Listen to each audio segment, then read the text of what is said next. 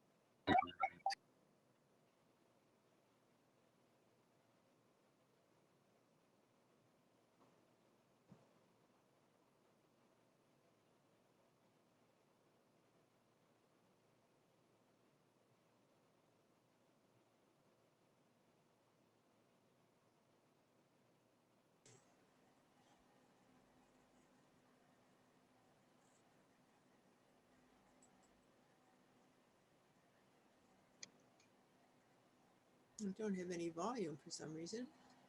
Notice what's happening within you. Oh, yes, I do. What is the deep hope for the world that seems to be surfacing within you? In silence, notice.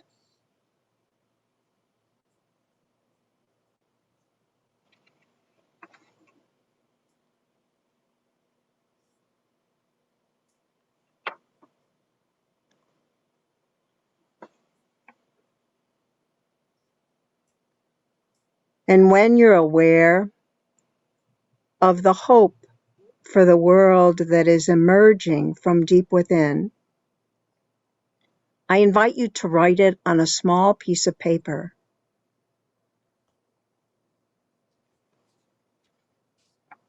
And hold it up to your screen, and perhaps you'd want to put on your gallery view to notice.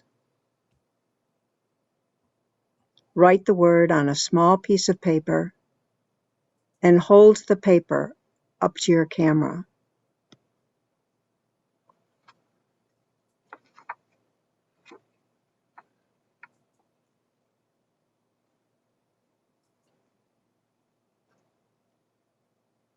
Probably have to print it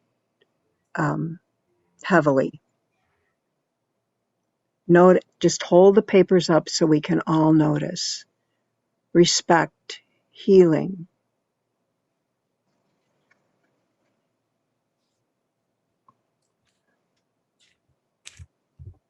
unity, transformation,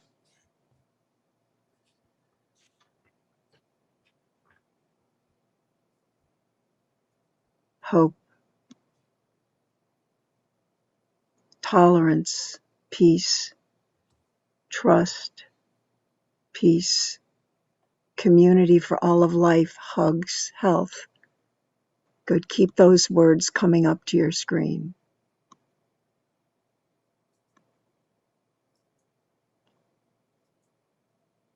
Look at the words.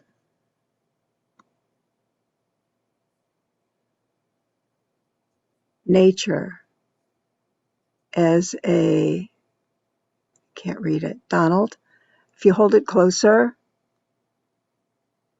as brothers and sisters, nature as brothers and sisters. Trust we can recognize the humanity in others. All are welcome. Compassion, understanding, oneness. Beautiful. Unity, respect, healing, togetherness, conversion, transformation, dignity, friendship, trust. Hopes. Thank you. Conversion, friendship, awareness. Yes. You can put your words down now and switch back to speaker view. Hopes have the capacity to ignite vision. If we stay focused on our hope, this has the capacity to harvest all our energy. If we stay awake to those hopes, visions will come. And these visions open a path for the next step in our lives to bring that hope to fruition. Hopes call for our active participation. They will take all your energy, all your time, all your resources to bring them to reality. Hold that hope as we enter into this retreat. And notice what happens to that hope by the end of this morning.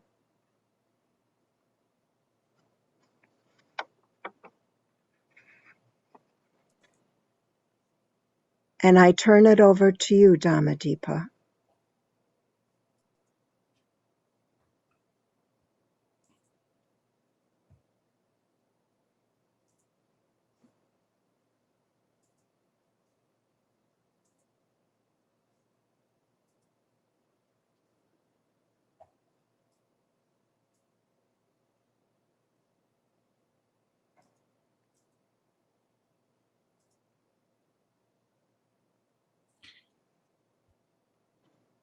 Well, I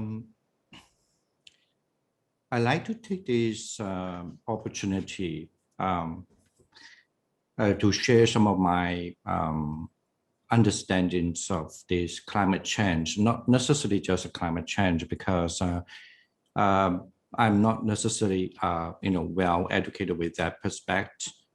But then I think that would be one thing that it's very important that in this topic today, it's to how each tradition, particularly in Buddhist and the Catholic, and then to understand the concepts or the practice of the love, compassion, and as well as the sympathetic joy. Now, begin with the Buddhist that from a Metta Sutta say, let no one deceive another or despise anyone, or anywhere or through anger or irritation, wish for another to suffer. And that's actually serves as a very important concept in the Buddhism to practice what we call the metta and the karuna, I mean the loving kindness or the love. I always think that it's important because having those concepts that can embed us to have the hope even for the world, for the better future.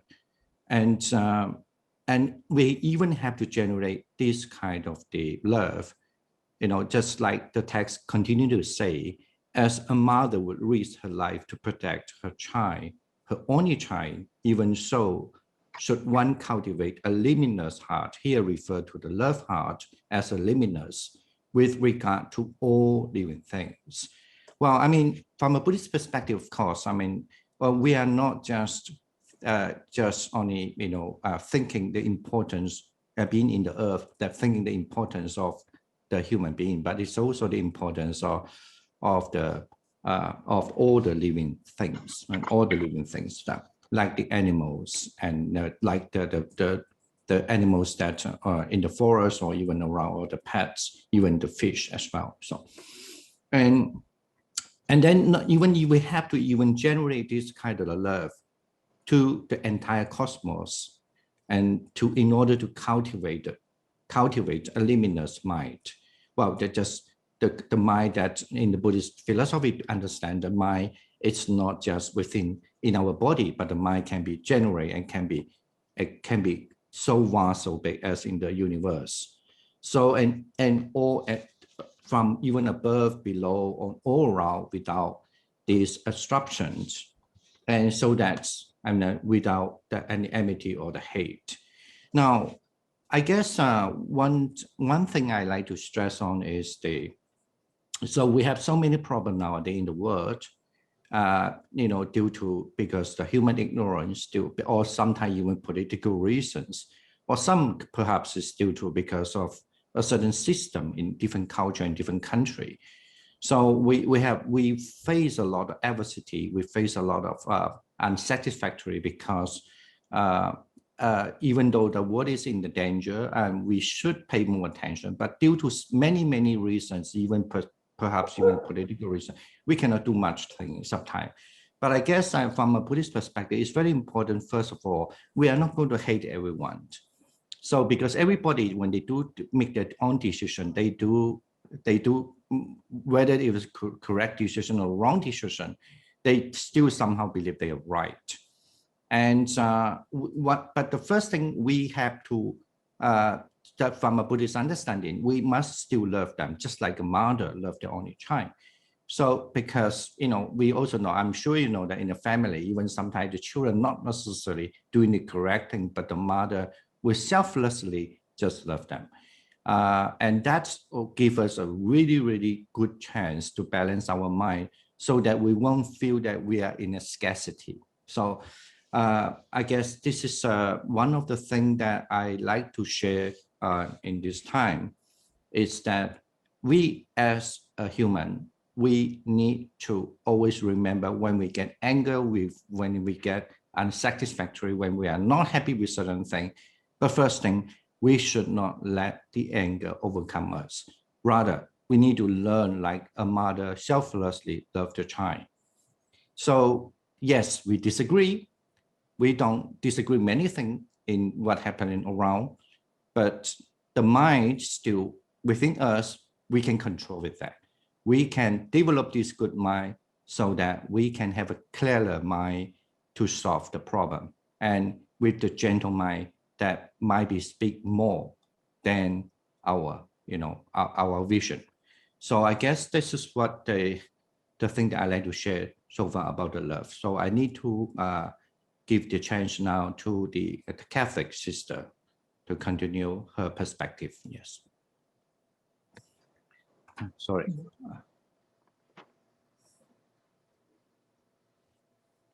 Thank you, Dhammadipa. Thanks. To be Catholic,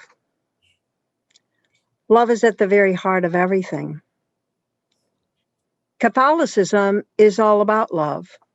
In the first letter of St. John in Scripture, we find this phrase that says, God is love. Think about that. God is love.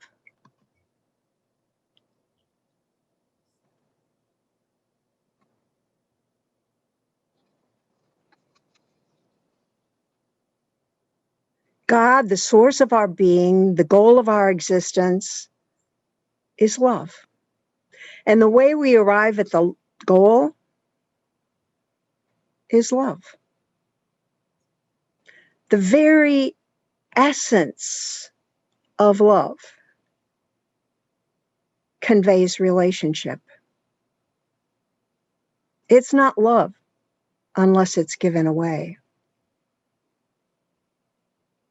If we go to the Gospel of St. John, we get another insight into what this love is all about.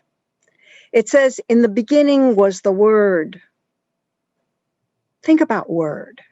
It's breath that's incarnated in sound. It draws us back to the beginning of Genesis, where we see the Hebrew Testament, where we see, in the beginning, God said. And that also brings up the whole wisdom tradition of the Hebrew Testament, in which we hear of Holy Sophia, holy wisdom. She's more mobile than an emotion. She's found at play at the dawning of creation. She's the withinness of the cedar of Lebanon, of the fog of the dawn. She's the withinness of the seasons and all the celestial bodies. And she moves into holy souls and makes them friends of God and prophets. She's spirit, breath. In John's gospel, this breath takes form. In John's gospel, Jesus becomes the embodiment of Holy Sophia. And in his being, holy wisdom of the Hebrew Testament becomes recognizable as love. As the prologue to John's gospel begins, just like any overture, it weaves all the threads of the mystical gospel together, giving us a dramatic foreshadowing of what is to come. In the beginning was the Word, and the Word was with God. Or we could say, the Word was with love. The Word was love. Through love, all things came into being, and not one thing had its being but through love. All that came to be had life in the Word. And the Word that was life is light to all. Light shining in the dark. A light that darkness would never, ever be able to overpower. The Word is the true light that enlightens all. Enlightens all. Every being. The Word was coming into the world, actually was in the world, that had its beginning through the Word.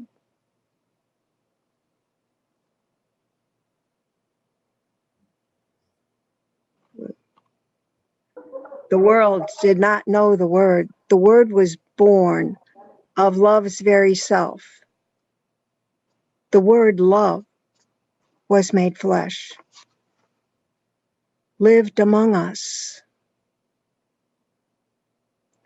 We saw love's glory, the glory that belongs to the Word as the only beloved heir of God, full of grace and truth.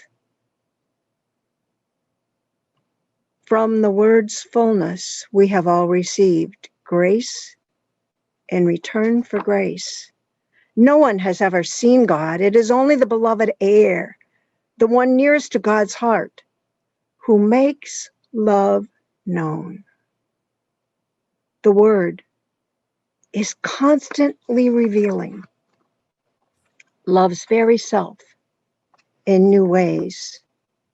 We say, as Catholic Christians, we say Jesus is the one who got it.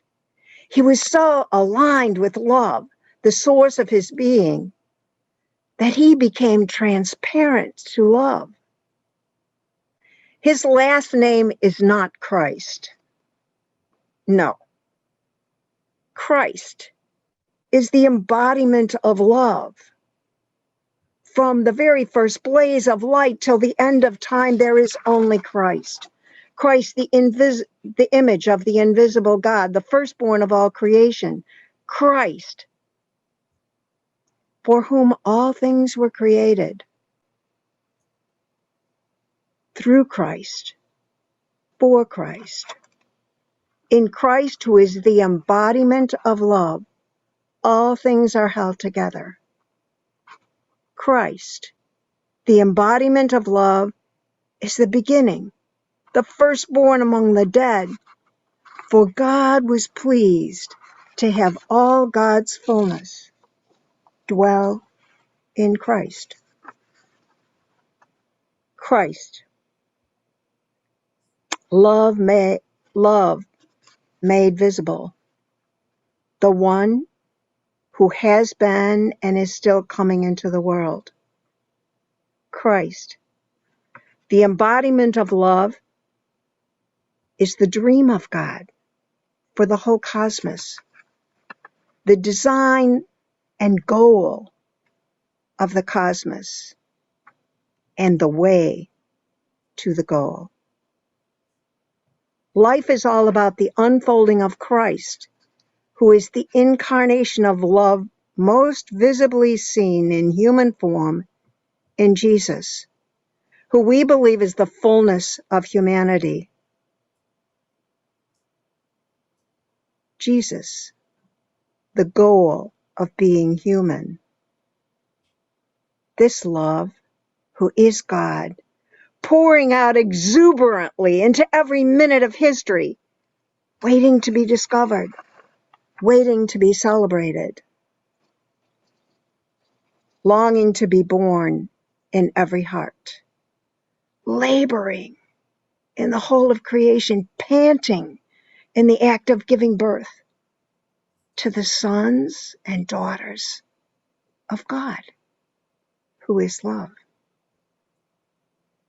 Pope Francis says, the beloved heir, Christ, is constantly delivering all things over to God, love, so that love may be everything to everyone.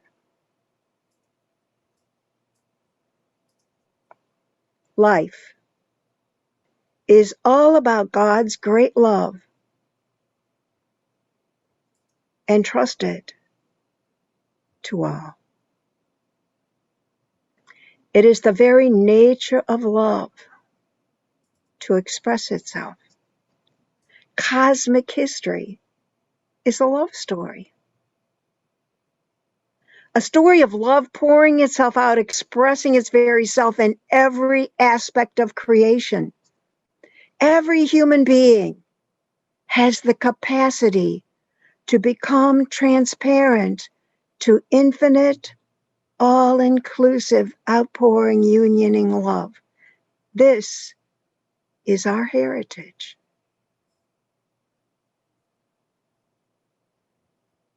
And for Catholic Christians, we believe that Jesus shows us the way.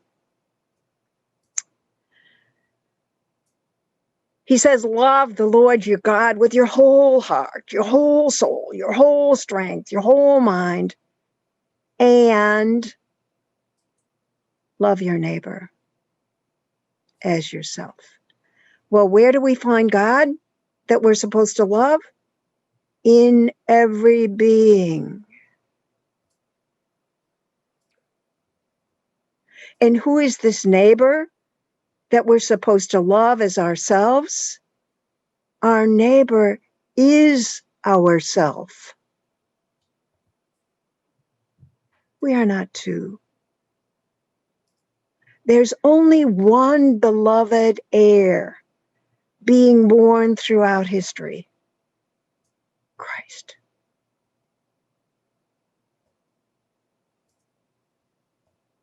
The measure of our love for God is the measure of our love for every single neighbor, even our enemies, because there is no such thing as an enemy. It's an illusion.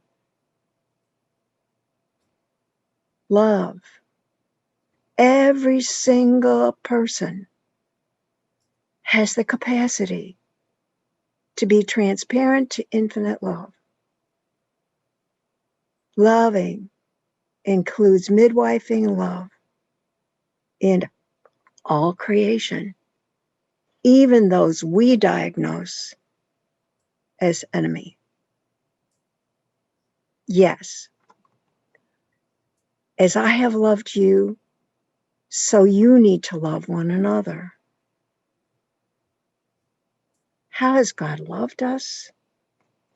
God pours God's own being out to bring us to life, to bring healing, life, wholeness, being bread for all of life, made in the image and likeness of God who is love.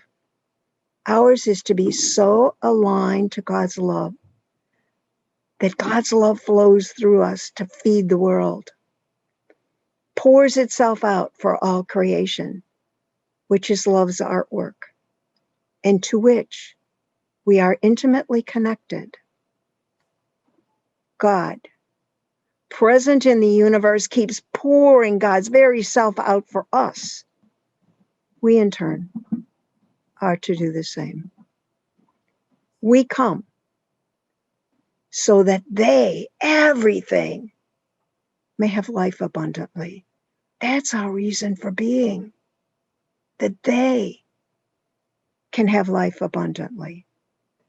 The Canadian bishops rightly pointed out that no creature is excluded from this manifestation of God.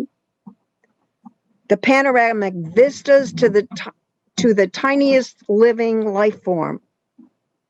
Nature is a constant source of wonder and awe, they say. It is also a continuing revelation of the divine. The divine is love. Remain in love. Remain in my love. If you keep my commandment, you will remain in my love. And what's the commandment? To love. Make your home in love, as love makes it home in you. Jesus says, as the Father loves me, I love you. The Father pouring love out to be made visible in the beloved heir. The beloved heir pouring love out so that we can breathe and live. Remain in my love. If you keep my command, you will remain in my love. The command is to love and to be love.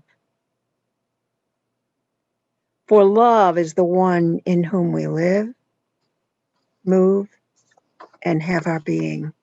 Catholicism proclaims a sacramental world, a cosmos alive with the spirit of love, where mystics, those attuned to God, proclaim everything is a word about God or a word about love, a book about God, a book about love. Matilda of Magdeburg proclaims the day of my spiritual awakening is the day I woke up and I realized that love was in me, God was in me, and I was in God. I was in love.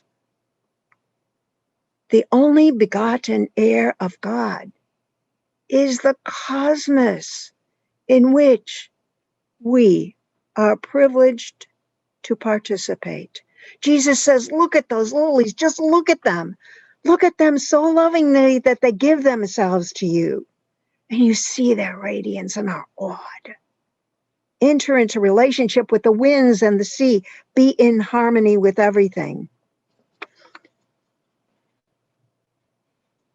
No wonder Catholicism proclaims an intercal ecology.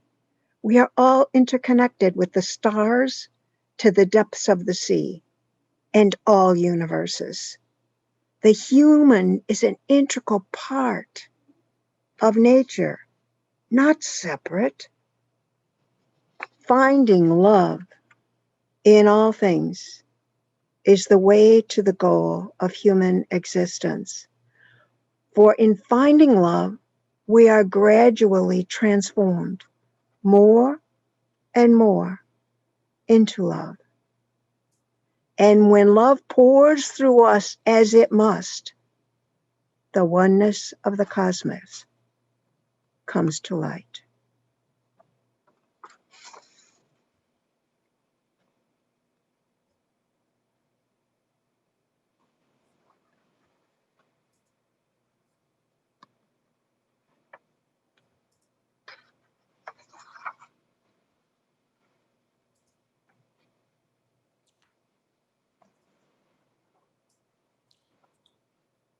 So let me continue to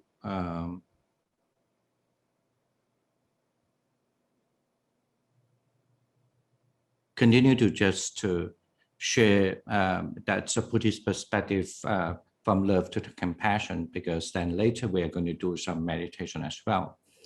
So, but I mean, we all know that the Buddha was born out of a great compassion, because it's always believed that the Buddha, after his gained his awakening, enlightenment, and he was thinking that he might be had to leave the world immediately. But it was the at least in those days, the God that they believe called the Brahma, who came down to invite the Buddha to preach.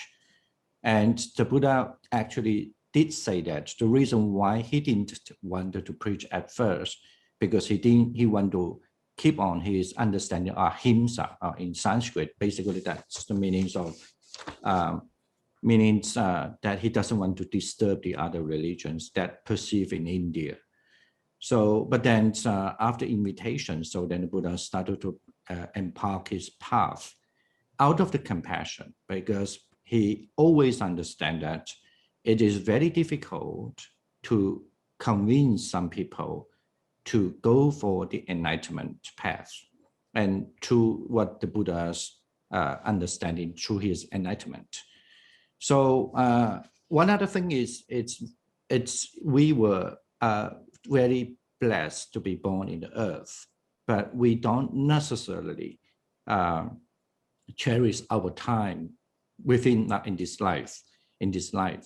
So and we always get a lot of disturbing emotion due to many factors. But of course, certainly most of the factors are out of our greed, our anger, and sometimes even out of our ignorance. So, but among them, the most difficult, I mean, the most rougher, the most easier to disturb us, right as said, is our anger, our hatred. So we anger because, of course, due to our vision, we have a different view, or we have a different kind of understanding thing, or we also sometimes we get angry because we don't get what we want. So that's the reason why we need to have a certain kind of practice called the sustaining love way of doing. So the same thing for the compassion later, that is that we always need to keep our mind to wish people to be happy and wish them to be peaceful.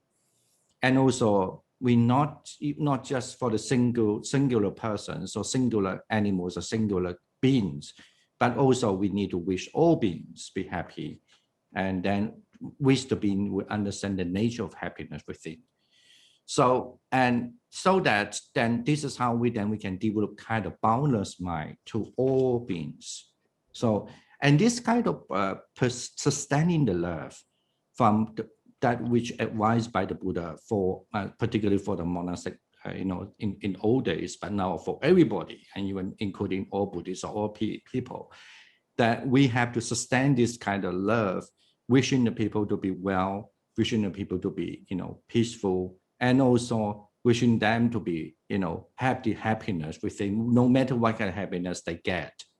So either they were standing, either even when they're walking, either even when they're sitting, or even when they're lying down, as long as they're still awake. So that we need to resolve this mindfulness to the love. So, I mean, this is also one of the kind of where the revolution in certain sense, especially 2,600 years ago, that what the Buddha advised us, this is how in right now, because you can do that right now, so that you have the love with you all right now. So this is what we call you're enriching your divinity. Of course, because Buddhism understanding everything in terms of karma as well. So within having this good karma, this good mind actions, they're going on. So when somebody, even when they were, when they on the verge of dying, or when they were dying, they were born to a heaven because of their holding this kind of good karma within them. Now, the compassion in Buddhism, of course, that's something related to what I just said as well. So a little different is that in the world, Buddhism recognizing there was suffering around, and it still believe that, in the Buddhist teachings believe that actually normally suffering thing, in other words, mean a disagree thing that in our life is more than agreeable thing to our life. So that's bound to be happened to us. So now how we facing this kind of difficult time or difficult world, but we still can let our mind, the most important thing that is our mind to be calm, to be in a good way. That's what we say that in a wholesome way. That is that by recognizing there was suffering around, but however, if there was no such a thing, suffering, so we might lead to another kind of problem too. So it's because suffering around. So we have to understand the nature of suffering, and then we need to also develop a certain kind of quality of the mind to against this kind of the suffering. Basically mean, for example, like, when we see people who disagree with us, when we don't like somebody, and then we have the suffer mind. So we have to learn that that's the suffering. That is the thing that we know is something there, and something that shocking us, kind of like.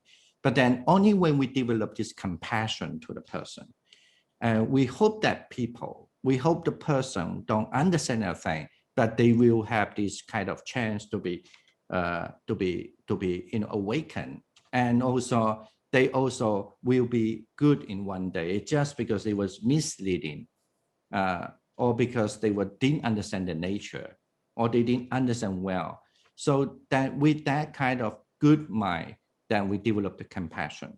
So that's why in like one of the texts called Bodhisattva Avachara Avadara said, the cause of happiness sometimes occur, but the cause for the suffering are very many. Without suffering, there's no renunciation of it. Therefore, you should stand firm. In other words, we have to stand firm. Yes, there's a suffering, but it is because if we develop compassion, then that you stand firm with the ground, you will be fine. So, and also here is what I just mentioned in earlier time.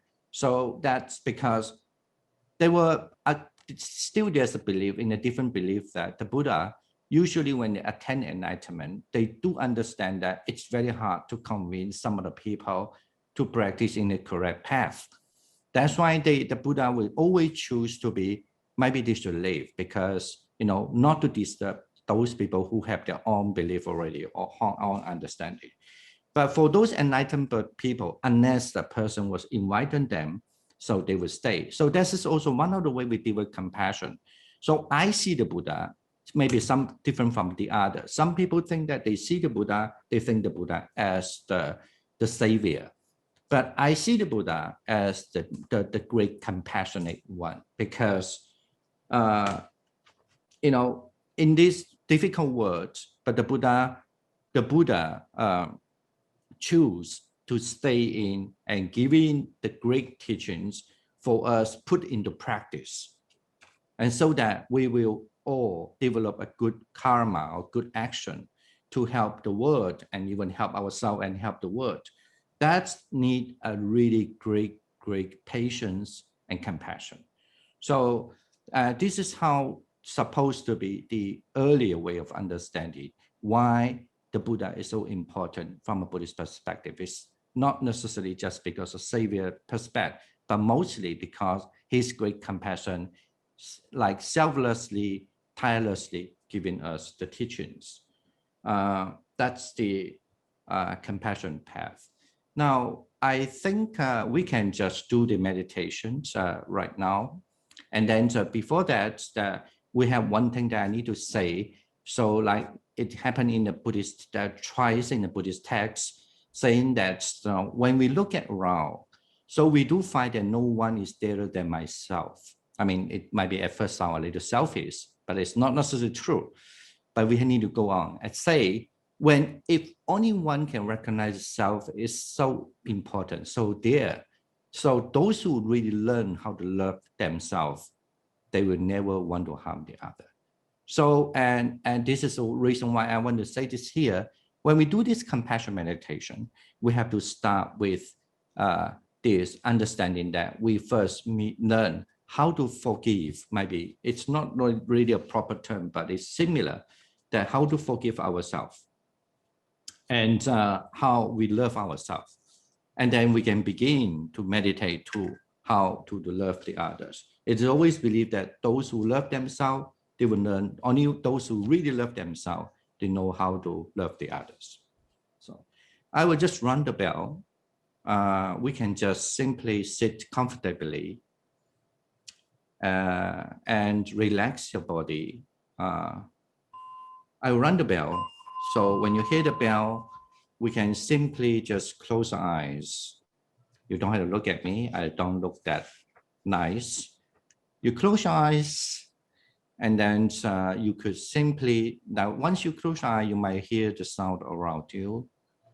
Perhaps even you can read your mind when you're thinking, or you might have something you don't know what you're doing, but that's fine. Just leave it aside. You don't force yourself, just simply leave it aside.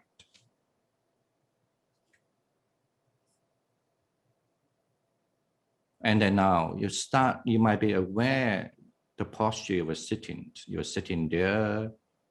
You might be feeling your body is a little stiff or maybe nice or soft.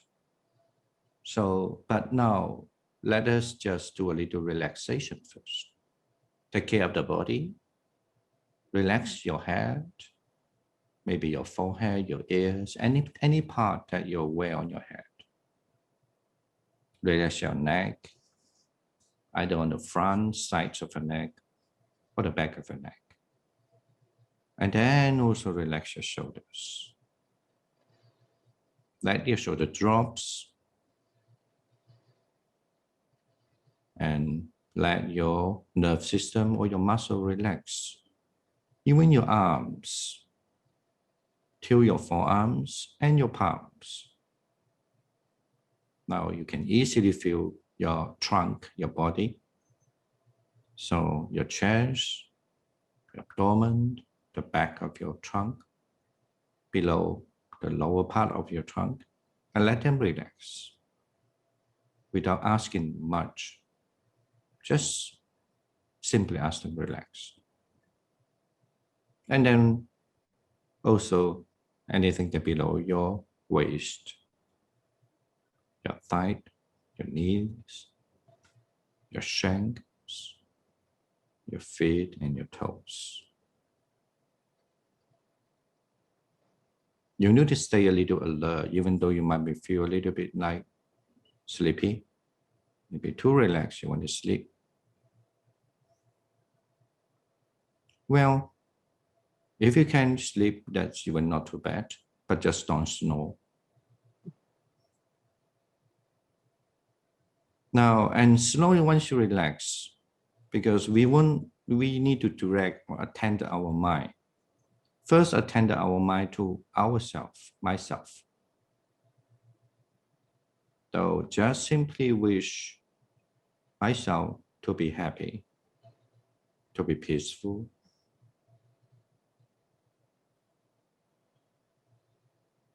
But the most important thing is you could feel there's a delightness while you're doing it.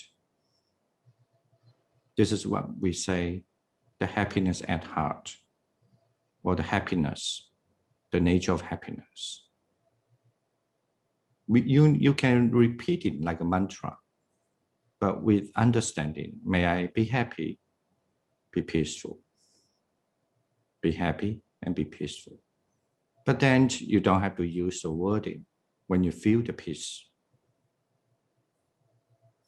It is more direct thing to us is our feelings, not the language, not the logical, languages.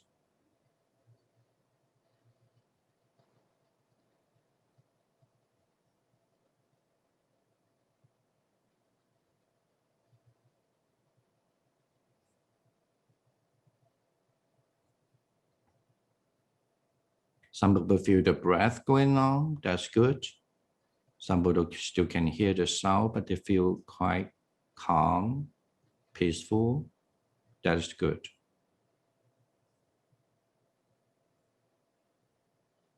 If the only thing they will ask you to be more acceptance, that is more accept to yourself, that I'm sitting here, I just wish myself to be well and peaceful.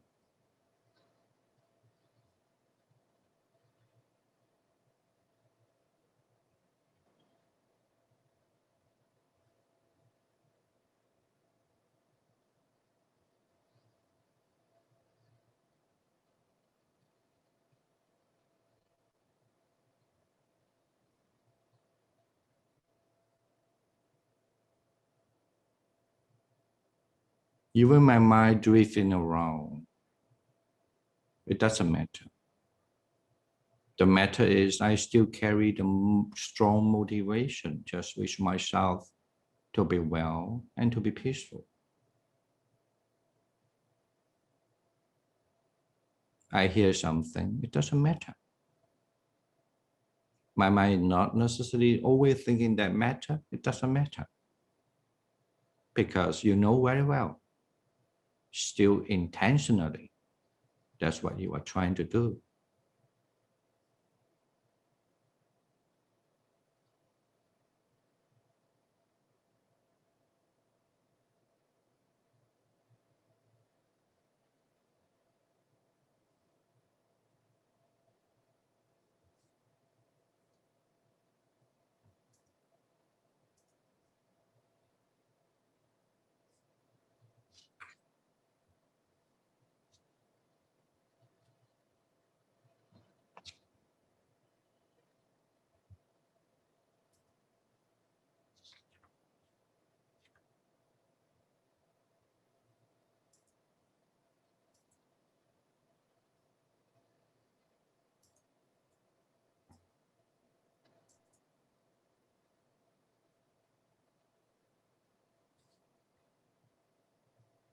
I'm pretty sure after certain, just maybe even 1 second or 2 seconds, or even maybe just some people could do 1 minute, that you have this mindfulness, towards ourselves, that generating this love.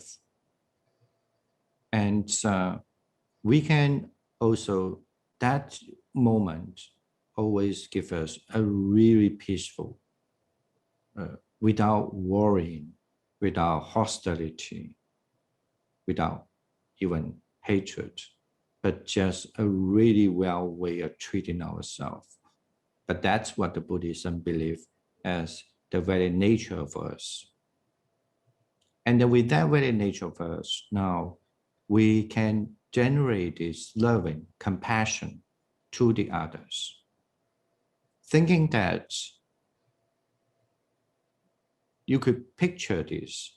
Some people are very good at visualizing, pictured it. Then you picture a certain event, certain people that around the world that in a misery because of poverty, because of the unlawfully treated the world, so they facing the suffering because of ignorance. So we just generate this compassion to them, which tend to be out of the problem.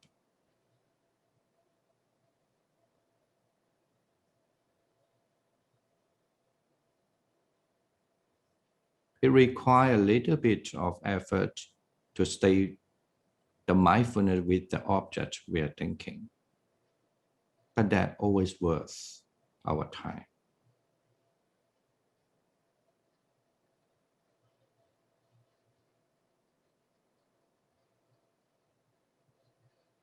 For example, I'm thinking about a pandemic.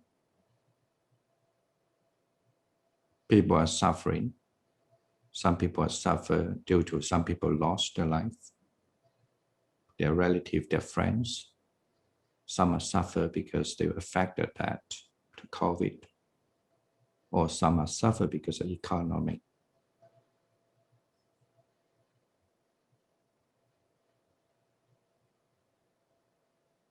And if each of us could even in every day just spend few minutes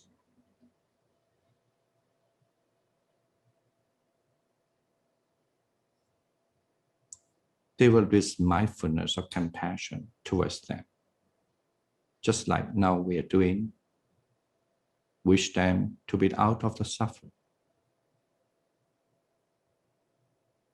We are not asking it, but we are generating, cultivating this wonderful mind that each of us have. We rediscover what kind of goodness we have.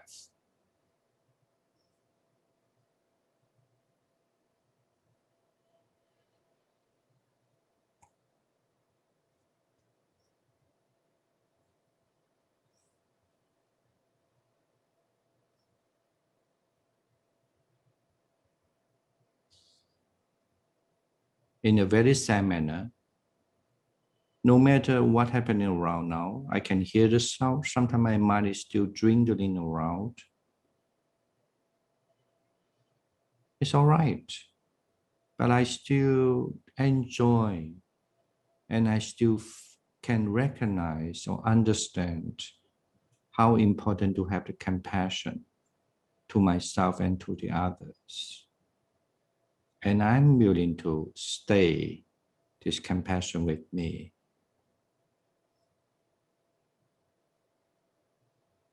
Because that's what in earlier I just mentioned, that is itself is a divinity.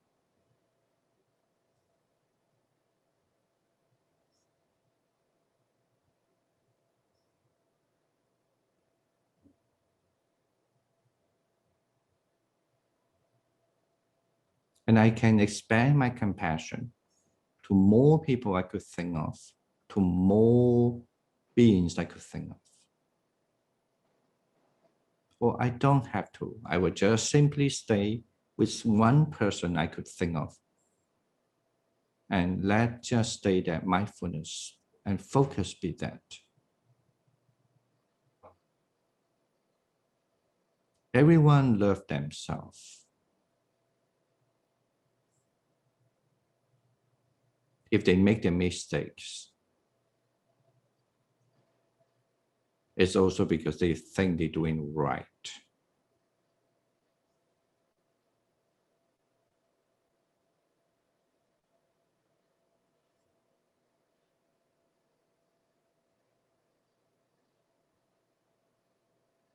As a Buddhist practitioner, or as a human, I would say, we have to find this very nature we have. That is the wonderful compassion. We need to nourish it, grow, just like you need to watering the seed, look after the seed so that you have the sprout to the trunk, stem, and then to become a tree. We don't just let it be there, but we need to nourish it and watering it. Sometimes put it under the sun, just like you grow a tree. You have to develop and develop. And that's what we use with cultivate and cultivate.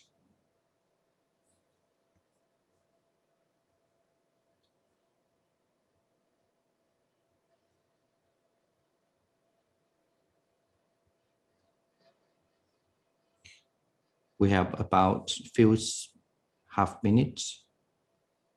We just trying to be like, okay, we almost done. So just let me a little focus, relax. Very difficult, but I need to just like pretending I'm not doing a thing, but I'm doing it. Relax what you're doing, but you know there was some intention, you're still meditate on compassion towards the others. And now when you hear the bell, you just kind of like, back to your normal sense. You feel how this compassion leads to you. You kind of discern how this compassionate mind looks like. Does it look wonderful or not? And then when you hear the second time the bell, then you back to your physical body and aware that you are relaxed. If you are not, fine, just relax them. It's okay. And then when you heard the third bell, you could just simply slowly open your eyes and then back, kind of like, at least get accustomed to, just like when you wake up from your bed. So, and now this is how, at least a very short introduction for the compassion meditation. I will lead that back to our Sister Pat now for the Catholic system. Thank you, Dhammadipa. Thank you. Welcome. Pleasure. We look at compassion through the Catholic lens.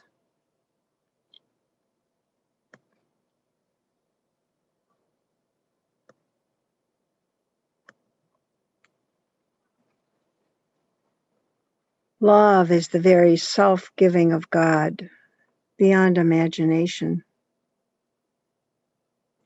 Love is this active wellspring of life, and compassion is its overflow. So Jesus invites us to be as compassionate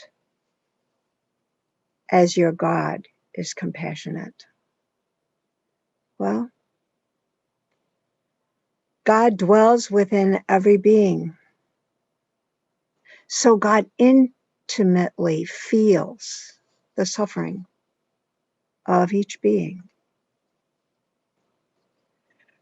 We see God's compassion revealed in Jesus. Jesus is so sensitive to the mutual indwelling of all beings, that he suffers from his depth at the suffering of another. Like a mom suffers at the pain of the child of her womb. This participation in the soul of the other evokes compassion, love overflowing in a profound presence, healing, feeding. Every suffering one knows they are not alone when they experience the compassion of another. Compassion is love from the womb. It's wombish love. St. Luke speaks of the tender compassion of our God. God dwelling within us, love dwelling within us, who experiences our suffering. Go back to the prologue of St. John's Gospel. We saw the self-giving overflowing of God's very self, who is love.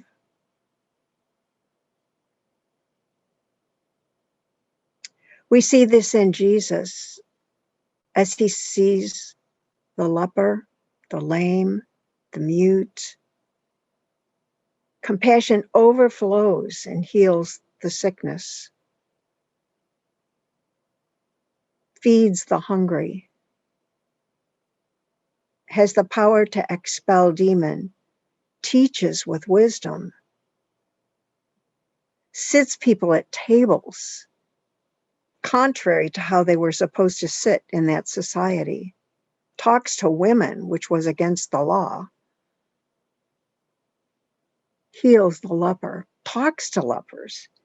In the purity code of the Jewish tradition, all of these people were anathema, and to talk to them made you anathema, but Jesus could not hold that. The love inside of him just overflowed with compassion. To the lame, the mute, the deaf, if anything, part of your body didn't work, you were considered anathema and thrown out of the village. But Jesus' heart went out to them. We see that widow whose son is dead, and Jesus' heart goes out so compassionately that it raises her son back to life.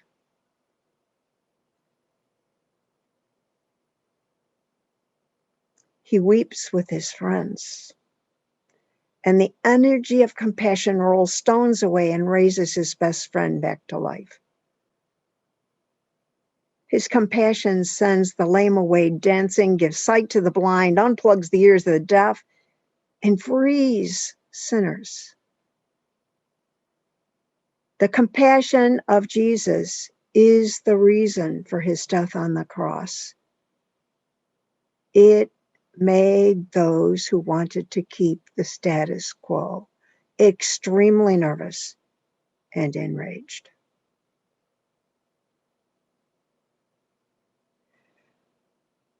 We see that the early Christians were invited, and all Christians following were invited to clothe themselves in compassion, to carry one another's burdens, to be kind and compassionate to one another, forgiving one another right away, quick, as Christ forgave you.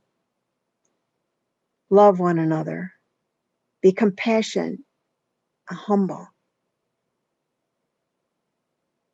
If you have any compassion in you at all, St. Paul says, have the same love. Be united in spirit and mind. It's compassion ones us to those we consider other than ourselves. Compassion is the experience of passionately willing a new and better life for those who suffer. And it is a willingness to share in the pain of the other. Where have you met the suffering one? And what happened inside of you as you met that suffering one? Just think for a minute.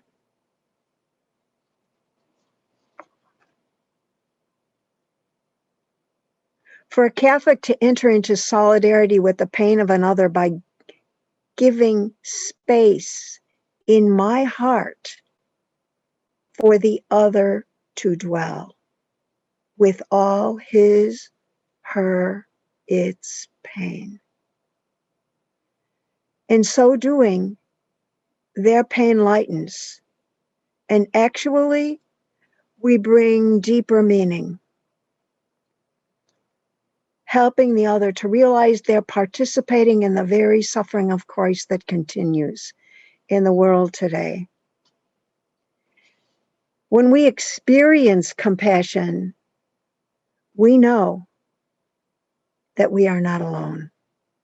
Compassion is solidarity.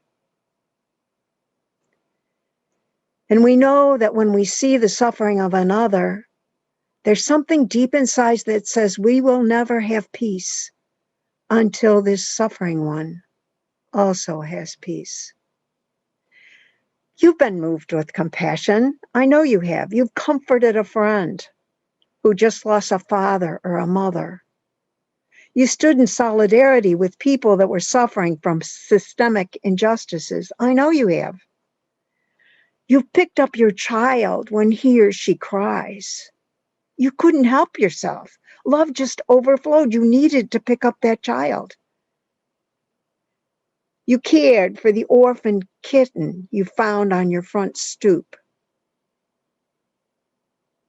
You might have even found yourself weeping at the discovery of trees that had been cut down to their roots for new developments. In these situations, it felt almost unbearable for you to do nothing. When you see the pain, when you feel it, there's something in you that wants to move, to act, to do something. In compassion, we just can't stand by passively. Something deep down inside knows that when we feel compassion, we are tasting what it means to really be human.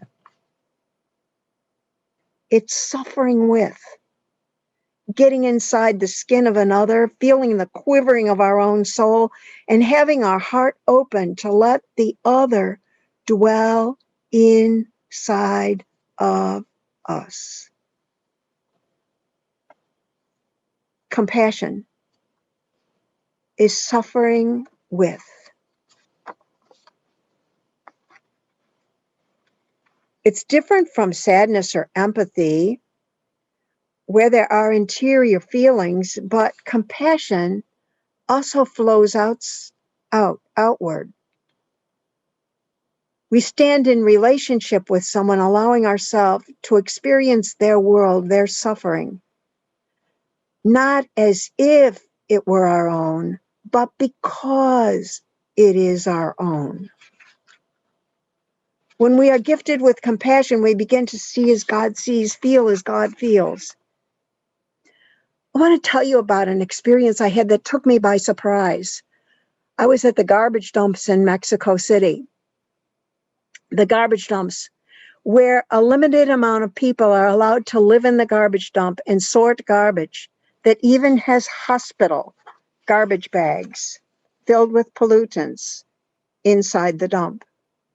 These people have to sort out a number of pounds of good garbage a day, and their pay is a garbage can, the kind you leave on your front lawn for the garbage man to pick up. That size garbage can of water, that's their pay. There are 1,000 people waiting to dwell in the garbage dump. And when I stood there, what happened in me, to my surprise, was from deep within me. The reproaches of Holy Thursday started chanting, "My people, what have you done to me? On what have I grieved you? Answer me. It racked my whole body. To this day, I can't get it out of my life, can't get it out, nor do I want to. Because every time I think of it, compassion flows. And I look for another way to change the system that keeps people imprisoned in a garbage dump. Or the day I saw that we had killed Osama bin Laden, whom I had previously thought of as an enemy. And I sat there listening to the news with a little square of Osama bin Laden in the bottom of the screen. And all of a sudden, I was crying from my depths. I never saw the man as beautiful before. He was beautiful. And we killed him.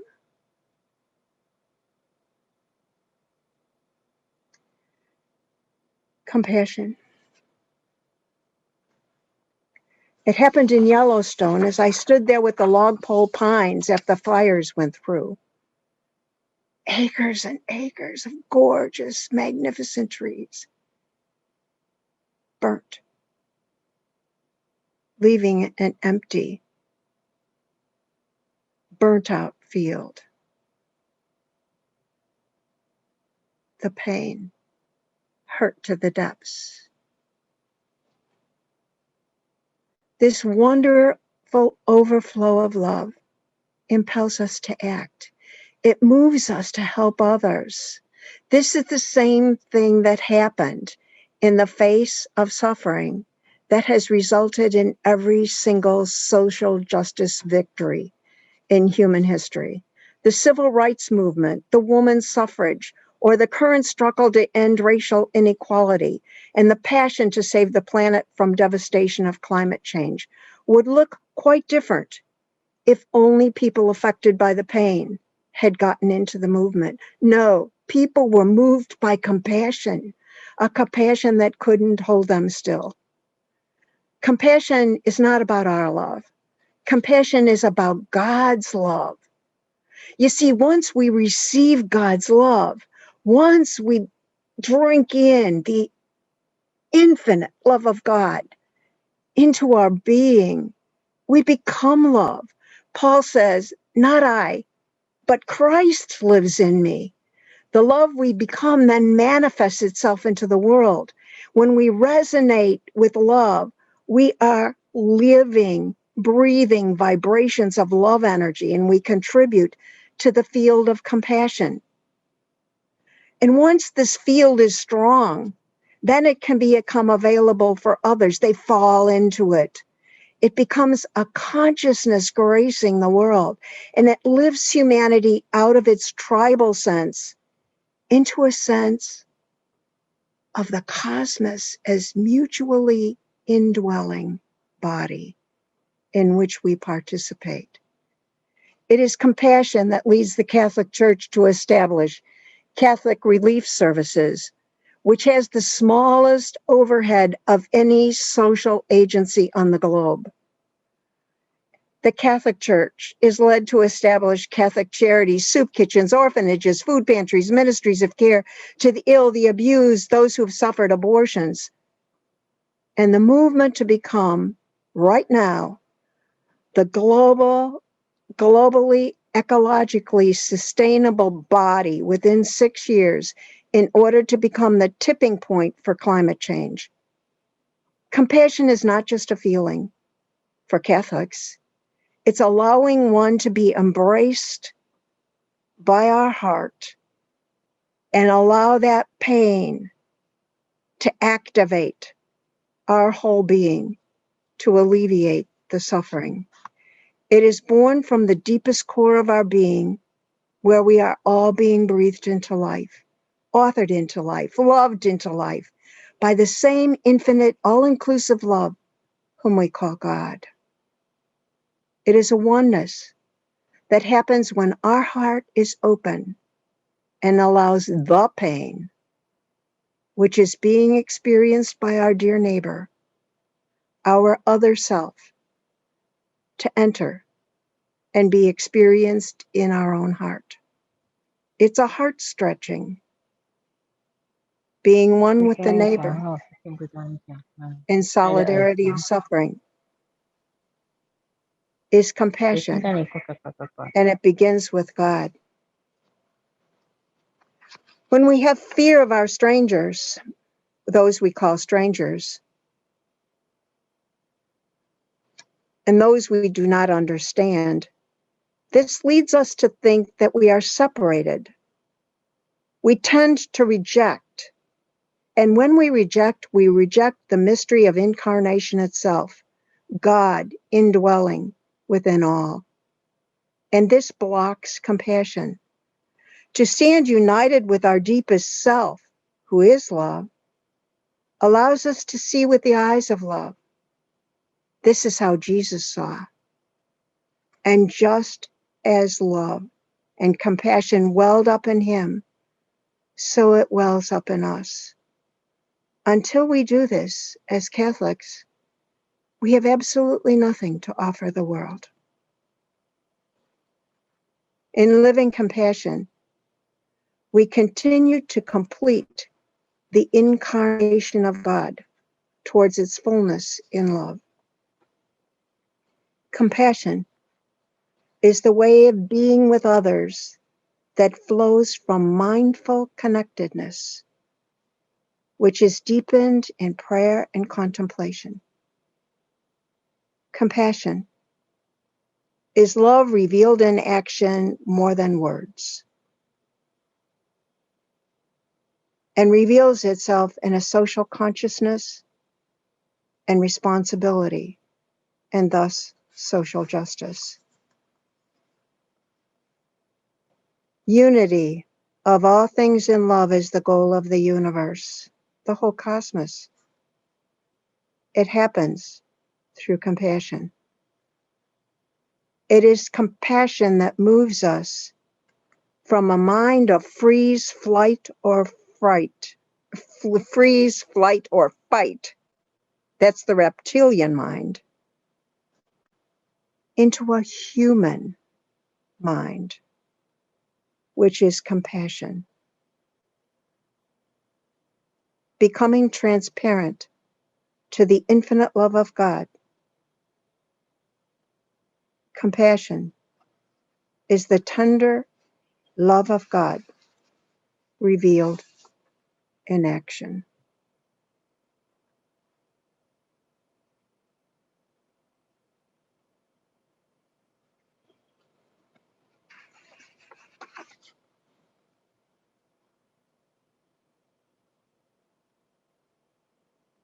Compassion is what really makes us human.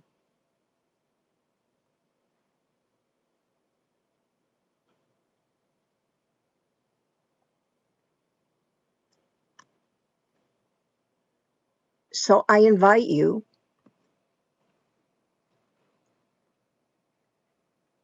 into a Christian meditation on compassion.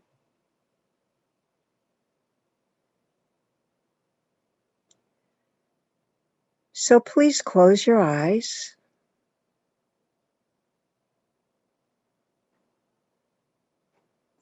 There is a story in the Christian tradition of the Good Samaritan. Samaritans were outcasts in the Jewish community. They were considered the enemy. It made you anathema to even talk to a Samaritan.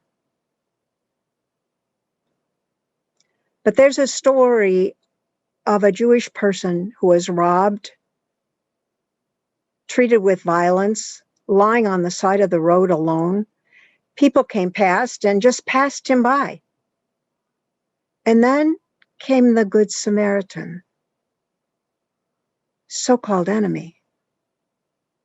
And his heart was moved with compassion. He came down to the gutter, bent over, was moved, took his one and only robe, leaving himself naked, vulnerable, and wrapped the suffering one took the oil that he had for cooking and wiped it on the wounds of the suffering one. And the suffering continued. He lifted tenderly the suffering one, put him on the donkey, and took him to the inn, a place that could more easily and better provided to care for the ill. And he gave the innkeeper all the money he had to care for this wounded one, and said, when I come back, I'll come back, and I'll come back with more, and I'll pay you whatever you need, whatever. Please just make this person well.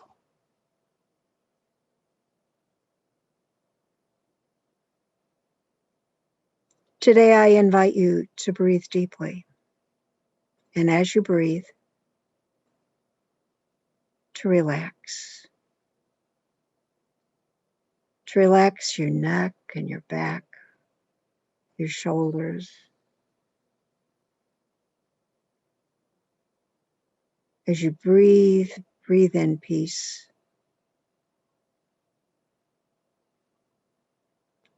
Relax your legs. Let your breathing become one with the breath sharer of the universe.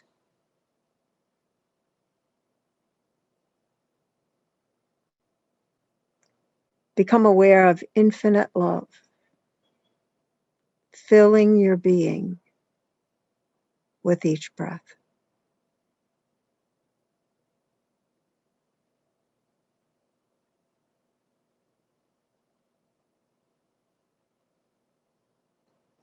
The beating of your heart, one with the rhythm of love.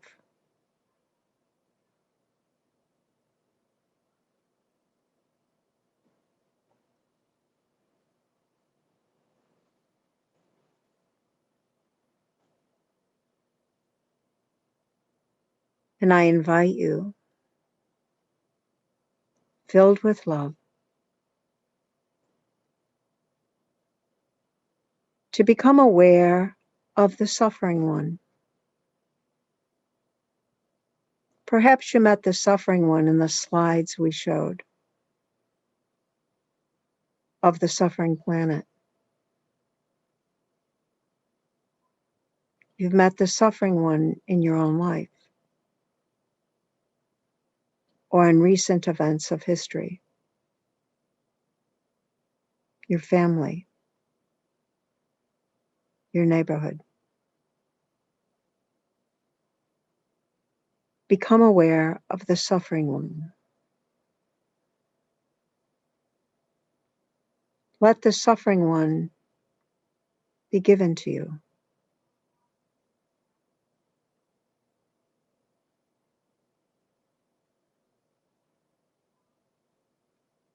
And when it is given, open your heart.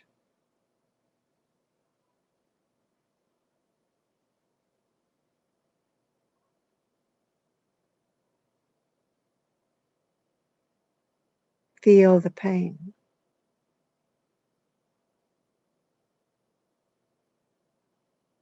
The quivering of your soul.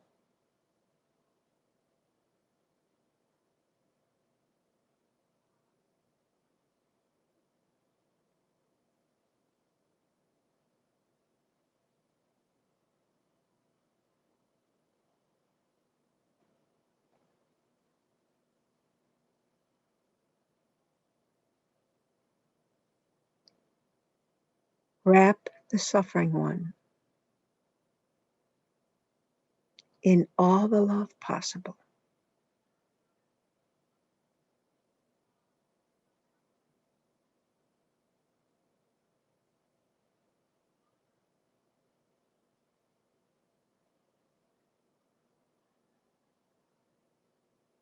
Let all the love in you flow around and through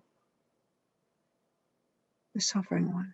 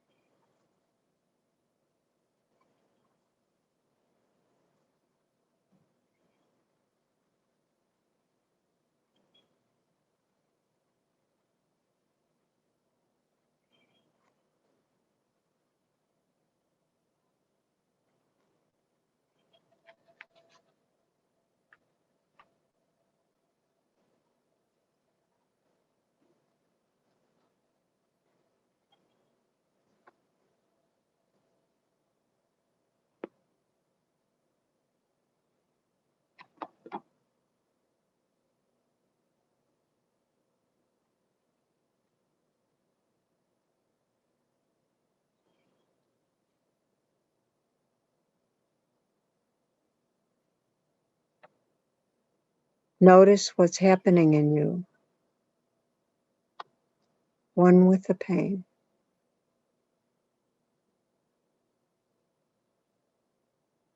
Holding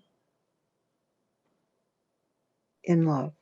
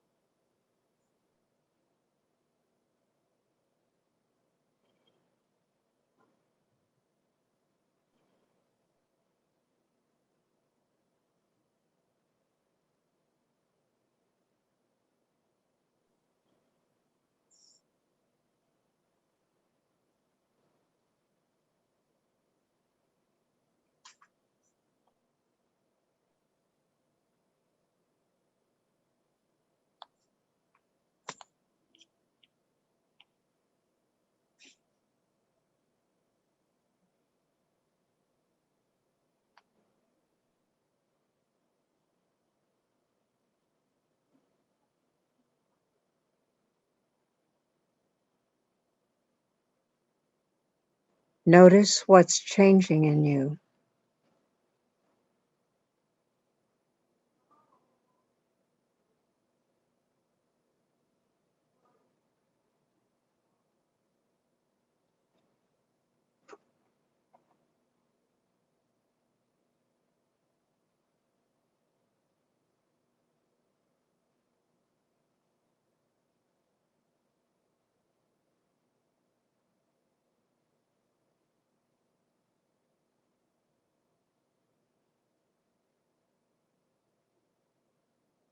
Notice any inspirations being given you.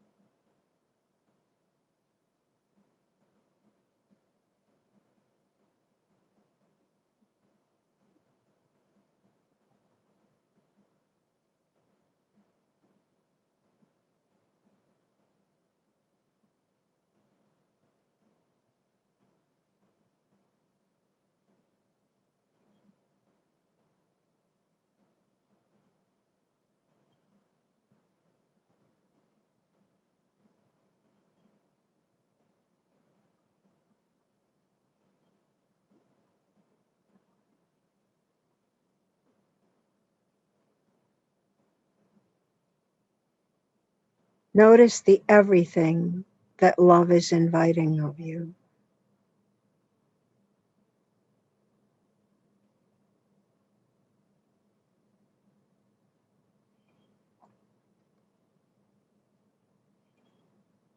Holding the suffering one in your heart. I invite you to slowly come back to this room and open your eyes.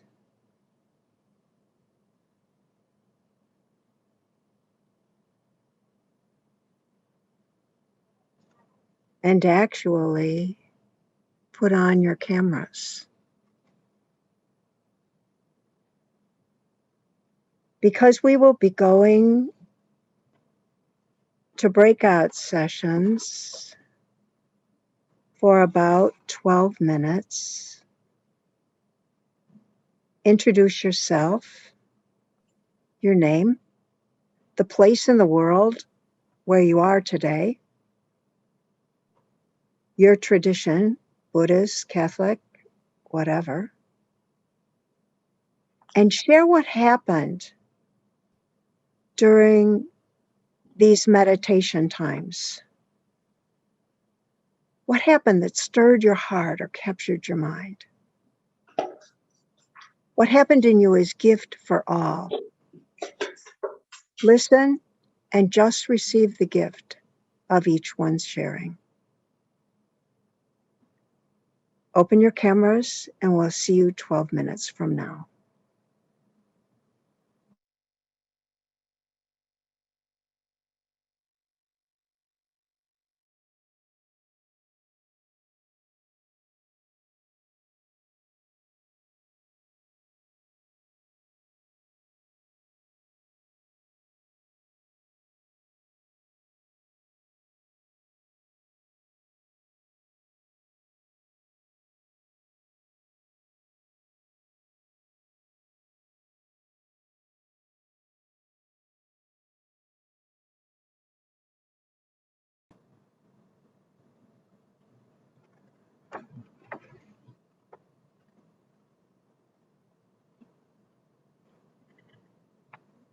I invite you to put your view on gallery view and to, if it's possible, open your camera.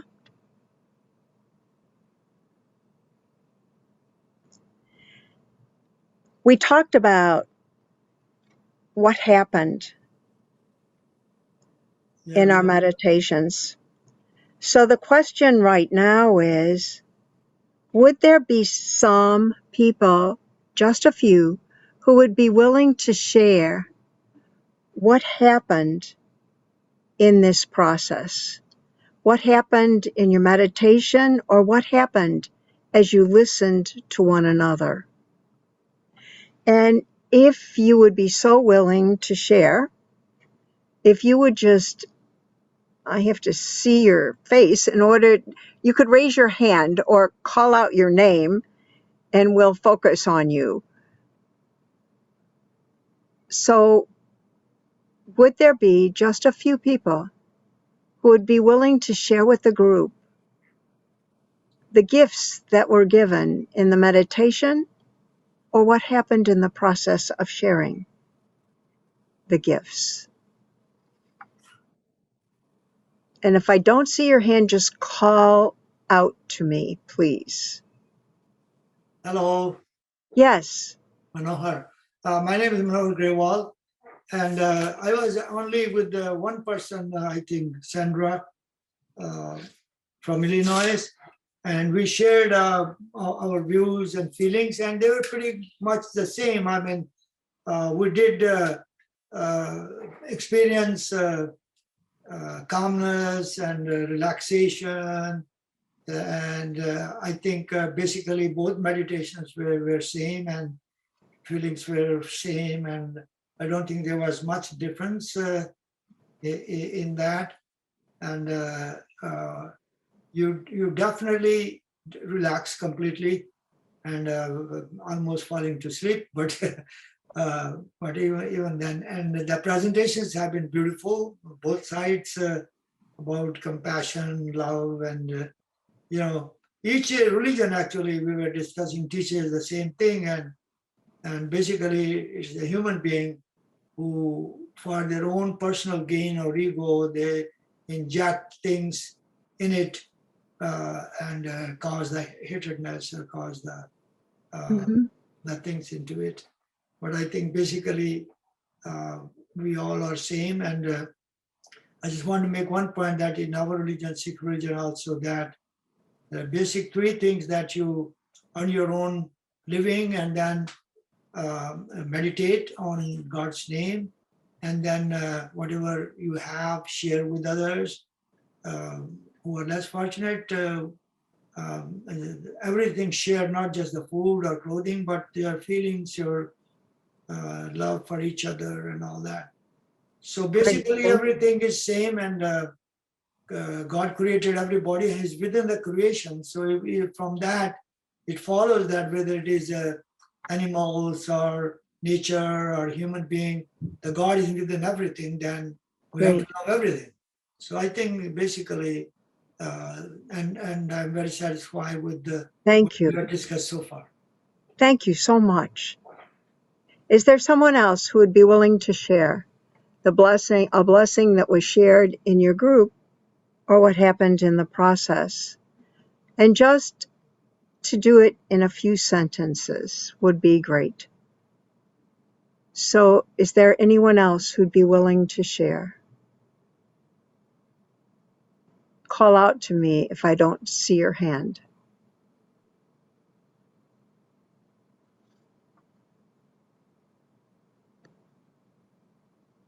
Okay, good. Nancy Polachek. Unmute, Nancy. I had a wonderful conversation with Father Alexie Smith, who has taught me how we need to be examples of loving kindness in our community.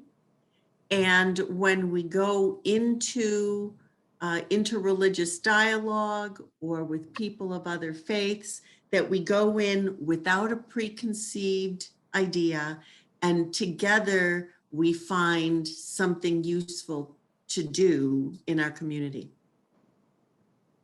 Thank you, Nancy. Thanks very much. I saw another hand. If you would just call out to me if your hand was up to share.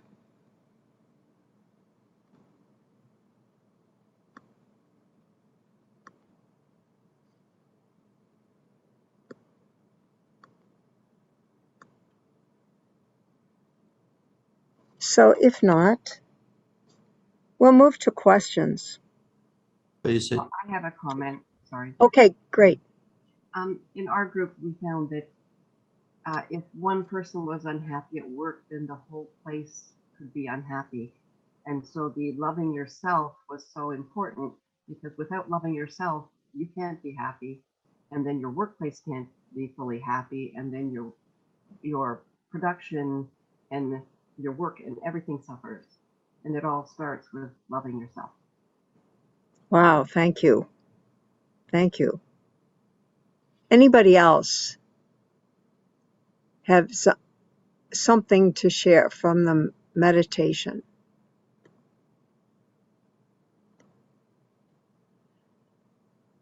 So if not, we will go to questions. Do any of you have questions for Dhammadipa or myself? We'll just take a few minutes for questions before we go into the next session. So if you do, because I can't see all the hands at once, if you would just speak out and say who you are, and then we'll focus on you. Questions about love, compassion, meditation in the Buddhist or Catholic perspective.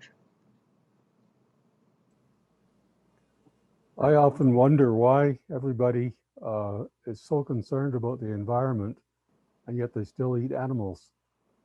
You know, there's so many people that have no conception of the fact that the most destructive thing on the earth is the actual eating of animals, which are eating, 12 or 14 times as much food as what we would need to eat if we ate directly from the plants. And most people don't talk about that. This animal agriculture is something that is almost put under the rug. We don't want to talk about it. Mm-hmm. Anybody have a concept? Does Thank anybody you. have an answer for something like that? Yeah. So why people eat meat, animals. So is that a question to one of us? Everybody loves animals, but they don't consider the fact that they shouldn't be eaten.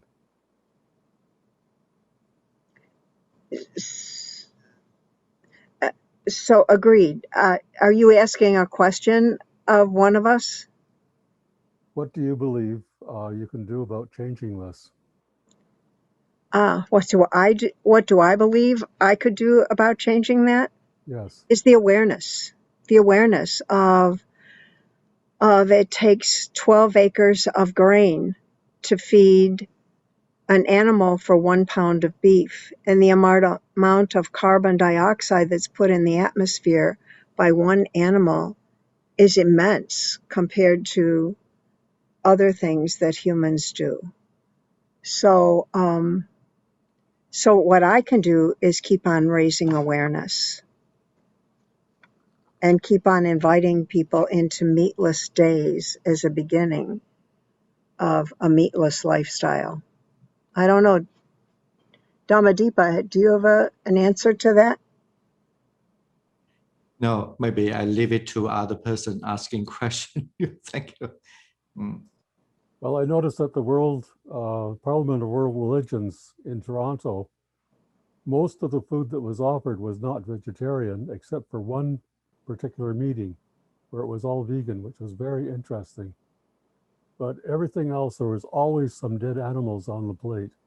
And I think it would be very important for the Parliament of World Religions to honor the ideas of plant-based eating and make it very, make it as a major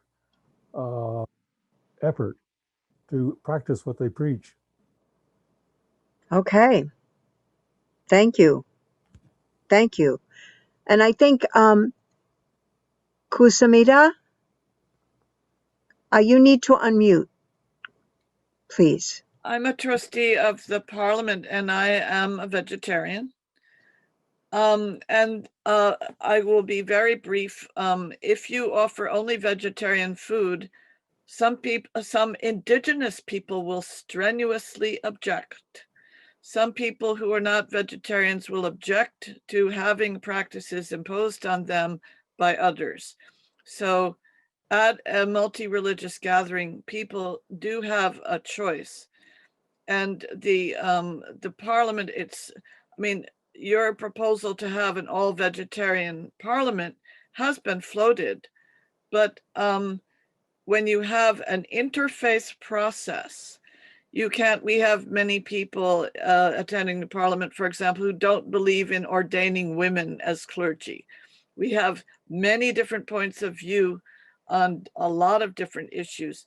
So when you have an inclusive meeting of people from diverse backgrounds, you have to, practice accordingly. I have no problem with that at all. I just want to say that we should have vegetarian as the default. And if somebody wants something different, they have to actually ask for it. But the default, Parliament itself does not provide the food. The facility, the conference center or restaurants in the area provide it. The Parliament could actually ask for them to have the default as a vegetarian, but when we do our registration, we could actually say, do you prefer vegetarian or would you prefer something else? And make somebody make a choice rather than vegetarians having to always be the second people that have to always make a request for a vegan meal or a vegetarian meal. It should be a default that we automatically get vegetarian.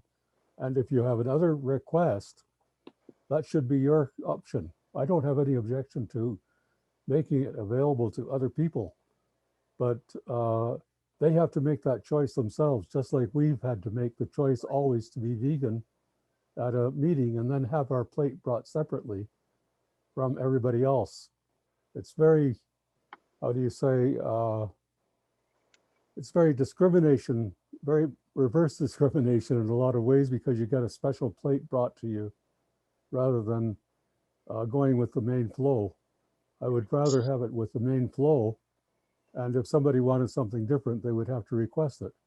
So James, I think your point has been well taken, and I'm sure those at the deciding level of the World Parliament will take it into consideration with compassion to see how things might be different.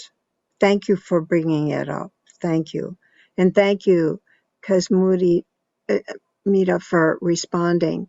I think Janet Chaw had her hand up. Janet?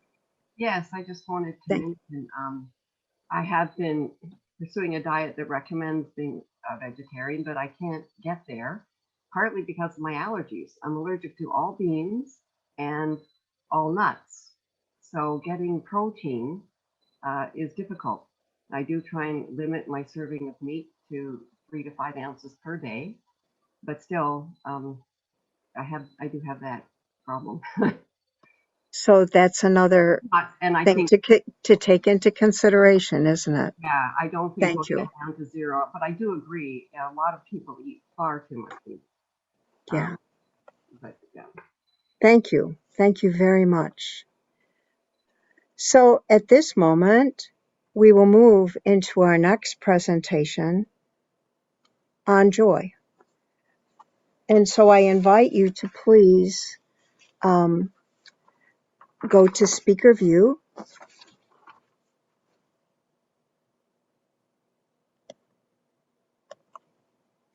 Thank you. Thank you very much.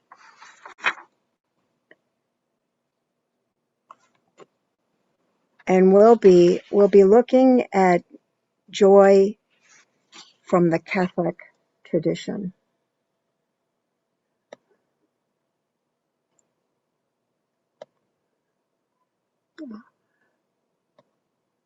But she better share her screen in order for you to see it.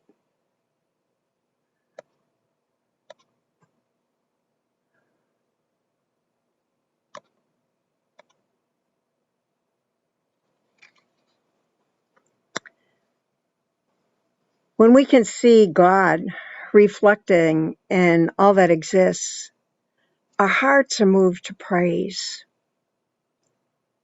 And we join in union with all creation, in whom this God reveals, God's very self.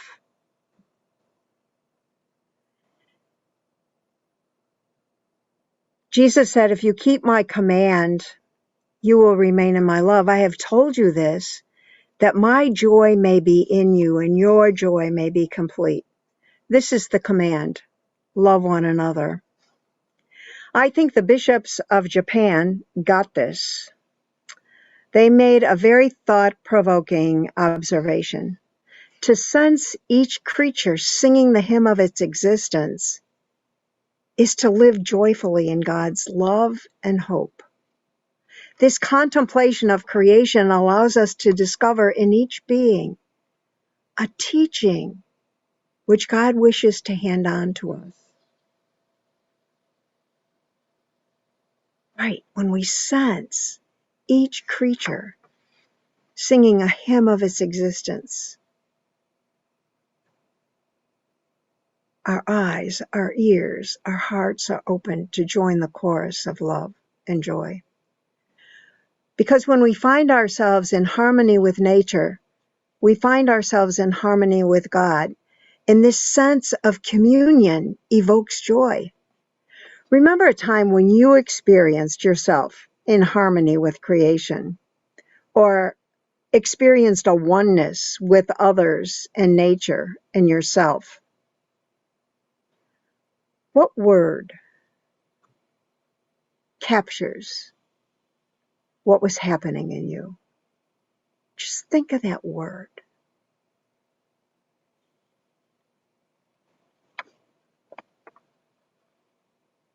Was it a synonym for joy? For a Catholic, joy is the sharing in the very essence of God, who is unfathomable joy, and it comes from the inside of us.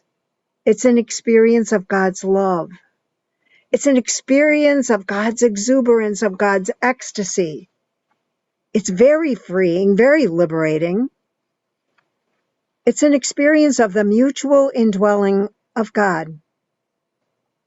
Jesus says, the Father's in me, and I am in the Father and I are one. This is the experience we taste in joy. It is the experience of being aligned with the deepest, truest self, who is love, breathing every being in the universe into existence. It is in this alignment, we experience all that God is being entrusted to us. And in listening to the lure of love and allowing love to pour through us, to bring us to go anywhere, to do anything in order that others might be brought to life and loveliness. In this experience, we taste God's pleasure, God's delight that sets our hearts dancing or fills us with courage or peace or overflows in compassion, just as it did with Jesus, who says, talking to God, Jesus says, I have made your name known to them. What's God's name? Love. And will continue to make it known, so that the love with which you have loved me may be in them, so that I may be in them. When we taste joy, it's an experience of God's very life. Dwelling in love, living in the consciousness of this overwhelming love of God for every creature, pours through us with joyful generosity and gratitude. Realizing that this love is present in every living thing, past, present, and to come, the universe pulsing with love for us, pulling us, giving itself for us, it can wake us up to realize that we are the beloved sons and daughters of God. On Ash Wednesday, the Catholic Church, and it seems like all creation is calling out to us, God, as it were, pleading for us to be reconciled to love and then live. Jesus says, joyful are you who are poor. The kingdom of God is yours. Who are hungry, you shall be satisfied. Who weep, you shall laugh. Why be joyful when you're poor? Because you're absolutely dependent on God. God who dwells in everything and in everyone. You are absolutely dependent on everything if you are poor. And that gives you the experience of the kingdom, the communion of love. If you're hungry, notice the longing deep in what is it that you hunger for? Whatever it is, it's God hungering within you. And whenever God hungers within you, the gift is already given. The hungering is just opening the space to receive it. And those who weep at the suffering, with the suffering of their larger self. Because suffering, when embraced in compassion, turns to joy. Joy is an inner gladness, a deep-seated pleasure. It is the depth of assurance and confidence that ignites your cheerful heart.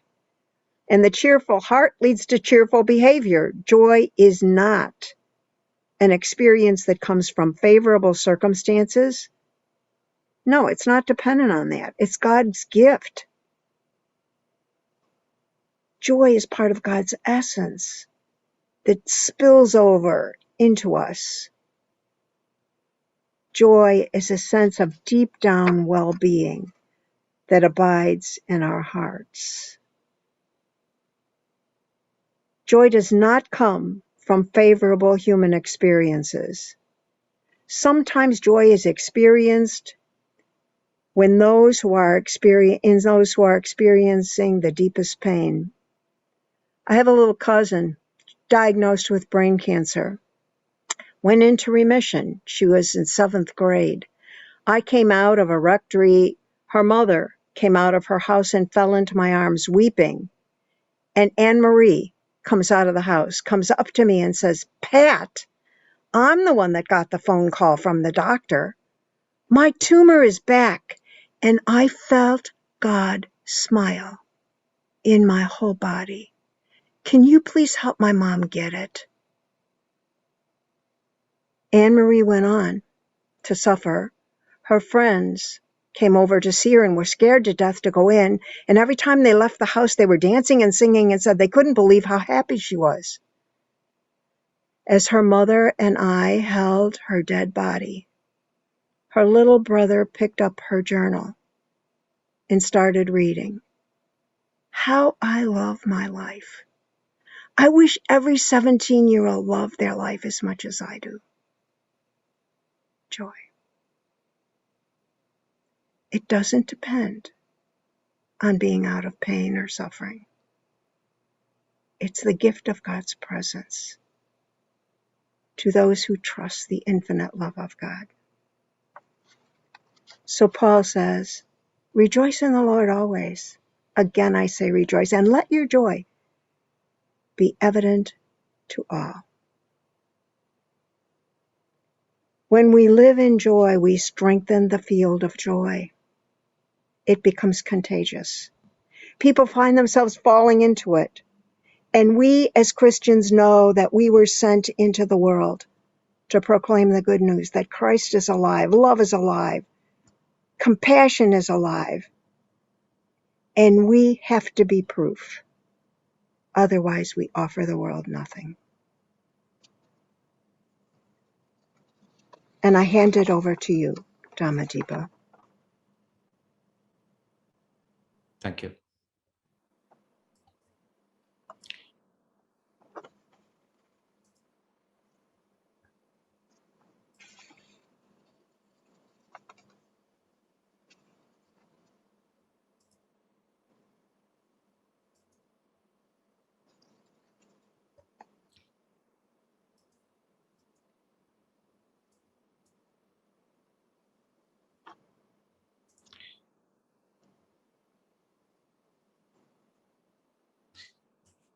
Well, one of the very important factors of practice of Buddhism is the joy. Let me just begin to say that,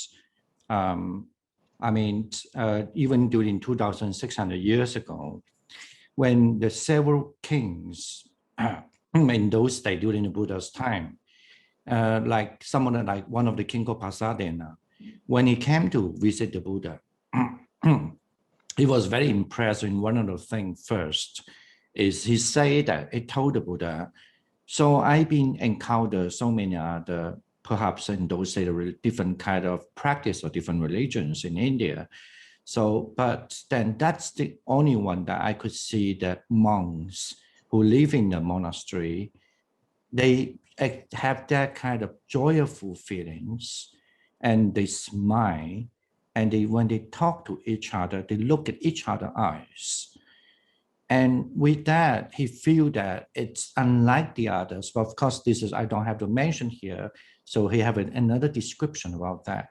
He say, I don't even have to look at your Buddha, meet your Buddha from the very beginning, that to have a faith to you. Because when I see your disciples are having those joyful and that delighted in a composure as well. So that I have the faith there already.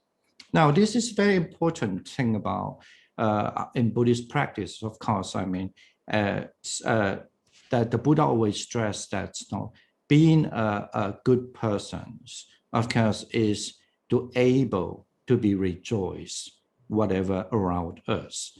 And that perhaps I take that further because having those rejoice, not just because what will makes us feel good and what also that makes people feel nice. And it's also a very important way to get rid of our jealousy and our angry or this resentment.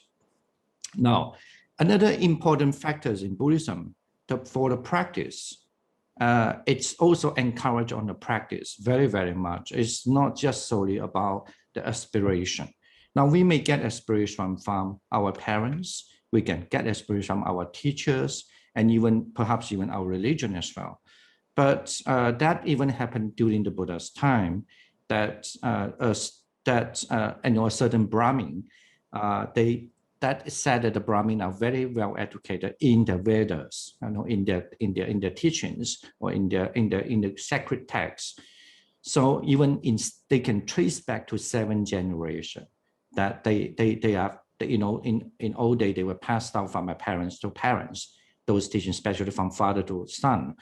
So but then they even heard about the Buddha, and they came to consult the Buddha asking the question. Of course, they do hold their own understanding of religious perspective to the Buddha, but the Buddha always not very kind of like hesitating to have a kind of longer discussion with that, because when everyone actually holding their understanding of the religion, so then conflict becomes, and people might always don't want to let go of what they believe, or what their parents told them and what their religion told them from a long time. So, I mean, there were many, if you look at Buddhist texts, there were many encounters, such a kind of encounter. But then at the end, usually then the Buddha trying to avoid that, but by also telling them that, the most important is that how good we are, how good we are, how good we are. And even though we know that we still need to be joyful to many things, but we cannot do it, can we actually have as a being, we can do that. So, and of course, this is why we are much more on instruction rather than more aspiration, especially from an early Buddhist perspective. So then that happened, encountered in several suttas that then the Buddha told, say the Brahmin asked the Buddha, so can you tell me then, how do you understand that? Then the Buddha say, yes, I know it. Say that they were, during the time, people were interested in that when they pass away, they could go to heaven. And either they believe that's an eternal heaven or not, but then they just wanted to go to a best place that they want to. So then the Buddha, only from that time, then the Buddha are willingly, instructed, saying that how we can practice our loving kindness, how we practice not just loving kindness, that's not enough, but we also practice compassion, because we do encounter the suffering around. So, but then with that practice, how we can let our mind to take that suffering into a positive kind of wholesome kind of mind. And the other thing is about the joyous also. There are people surround you. They might have their faith. They might have their joyful thing. Are we actually could really rejoice with that, what they have? So we are not just, from Buddhist perspective, the Buddha always say, the trouble is not what we have. The trouble is always what our mind, when our mind is so dirty, our mind is so evil, that is the main problem. And we born not as a perfect person. So in order to perfect ourselves, we just only have to cultivate and cultivate and cultivate with the better correct method. Okay. So that's what the joy is start from. And now why don't we just take a little time and then do the meditation on the joy, and that will be almost like wrap up our program today, that with a delighted mind. And that will help us to develop a very good concentration. And the Buddhists believe that the concentration called samadhi, it will become a very good karma factors that for us to be born in the heaven, the better place. Because if we do not have those good enough quality, we cannot be living with them. So only when we have those same quality, we can be born with them. with them. So that's what we believe in the karma through our practice. So I will run the bell, if you can hear the bell. So we would take about 10 minutes just to do our meditation. The same thing, it might be easier to close the eyes, but you can even choose to open the eyes if it's not going to distract you so much. So once we close our eyes, we can easily become more looking inwardly rather than outwardly. Now, the same way we just adjust our posture, relax our body. Very important, relax the body, because we really feel that we can really, stay there at ease without any tension. And then now allow ourselves to relax the whole body. For the quicker manner, we can just almost like imagine we're taking a shower from the top of our head to the whole face, to the whole head, just like water running down. Though we feel so relaxed on the whole head. Now the water will keep on running to our neck. The same way, relax the whole neck and relax the whole shoulder to the arms, to fingers, just like water running down. And the same thing to our body, either the front sides or the back of our body to the lower back. And then we need to just relax. Either the relaxation is just done by muscle or the nerve system. But then also continue, let the water run down and relax, like then up to below the waist, up to our thigh, the knees, the shank, and then the feet, even toes. We might be start to discern a little bit of the joyous there. It never be wrong if you could be having the faith to your happiness within you. If that is not enough, then we need to think something about ourselves that I feel very joyful. It could be because we attend today's talk, at least my mind feel a little different. Or it could be because you have your own faith. You have your own belief. You feel very content, joyful with that.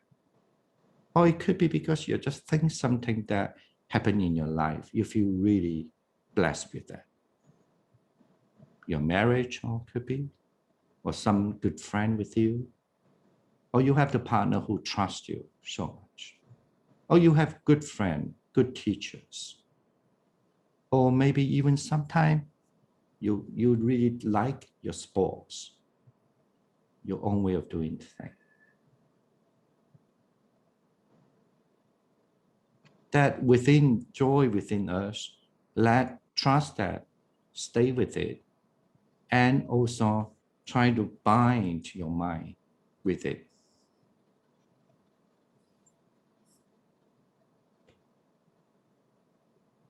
There's a saying in Buddhism, just like the elephant of my mind is firmly bound on all sides by the rope of mindfulness. So just stay, let your mind, kind of like fasting your mind, bind with that joy. The rope of mindfulness with the joy. And you do see with that all fears will cease to exist. No fear will go there. No worry, no fear. But simply the pureness of the joyous. And this is how you start to discern also how this virtue is there. We all have the good virtue. We don't want to learn to ignore that and just let the greed take to us, thinking I need more and more. No, it is there. You just stay with the joys. And you start to see the virtues is in your hand.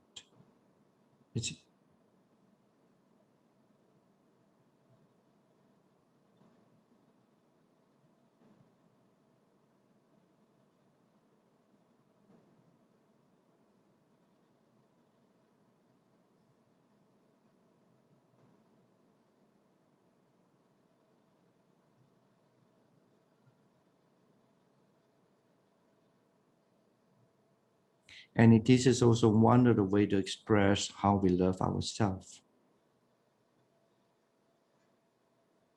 Not just through loving kindness, not just through compassion, but it also through joy.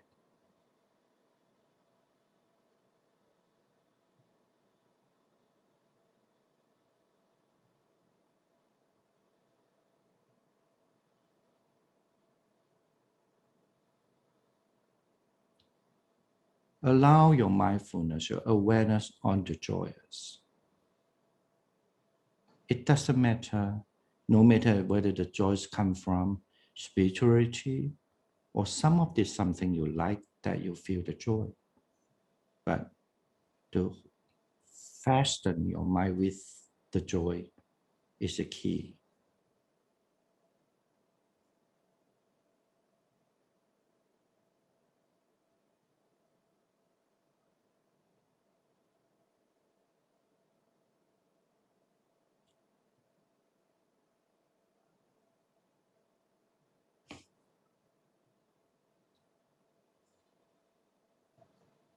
In order to become a better person, we also need to do a little visualization or even thinking, simply just thinking.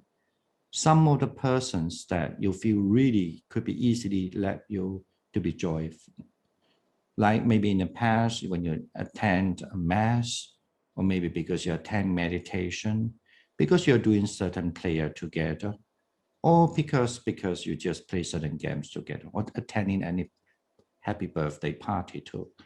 So that kind of joy, or you can, when you see there's a birth of the child, so people are happy with that. People are joyful with that. When people see they're getting married, when they're having a good friends. So all this joy, we need to just take it in and take it in. So not only that will give us the joy and concentration, the samadhi, but it's also we kick away our jealousy, kick away our depression, our unhappy sensation.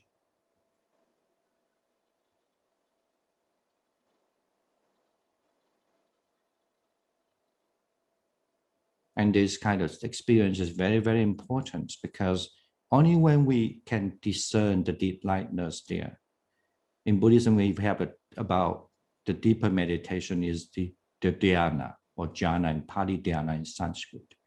All the dhyana, even though the factors could be a little different, but they always carry with the joy. It could be just very subtle, but it could be very consolidated, but it could be very exuberant, but they all carry with the joy.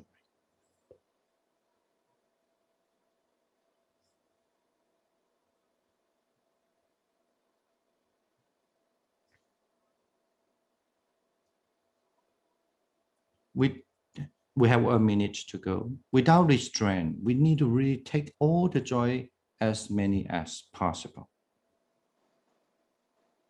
Because if we come to the point, what we call as a one-pointness, a point as the joyful mind will just flow without any evil thinking, without any distraction, but just the joyous. It could be just within very simple area, environment, but it can be even the whole universe. It depends on how open our heart is about.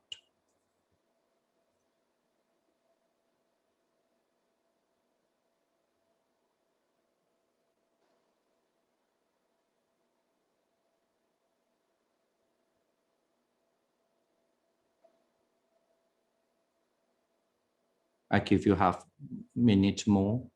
Just stay. Trust the joy. Learn it. Understand it.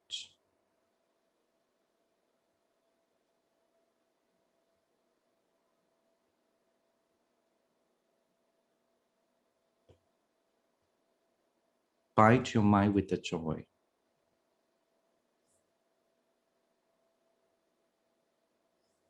Don't let it go. Relaxing it, just pull it along with you.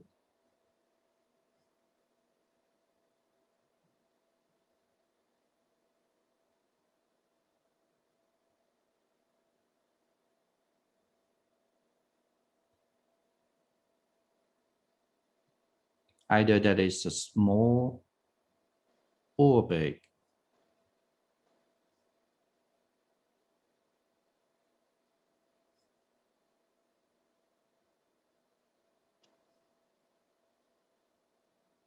Or any kind of joy.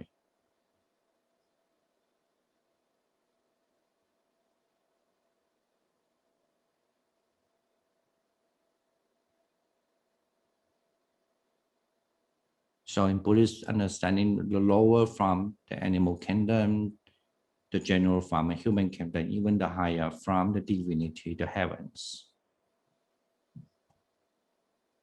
They all have the joys, and we just have to be taking it, contaminate it, and stay with it.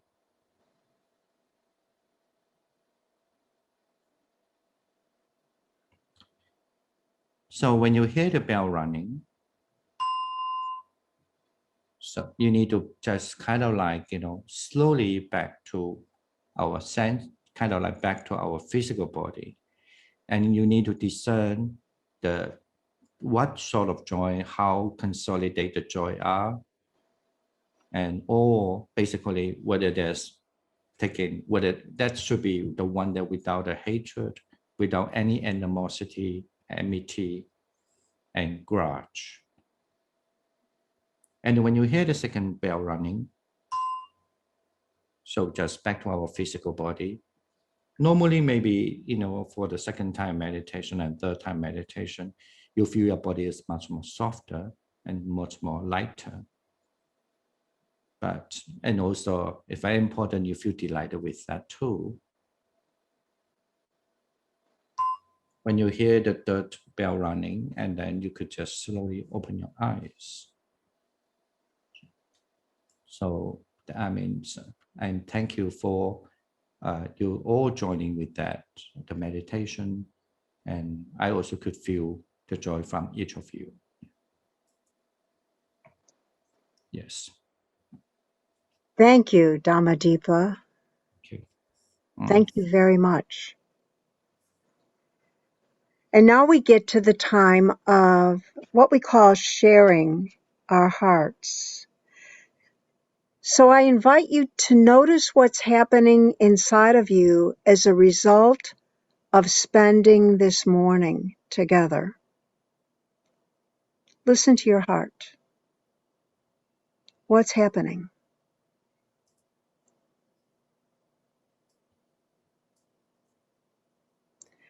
And I invite you once again to write that on a small piece of paper and put your view into gallery view so we can see one another's screens. And then hold up the piece of paper to your screen. Remember to print boldly so we can see the word. It's what's happening in you now as a result of having spent this morning together.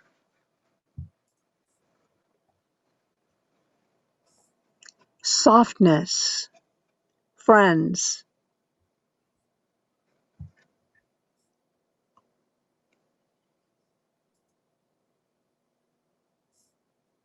Joy, Relaxing. relaxing. Good. Help me with Dhammadipa. You name some.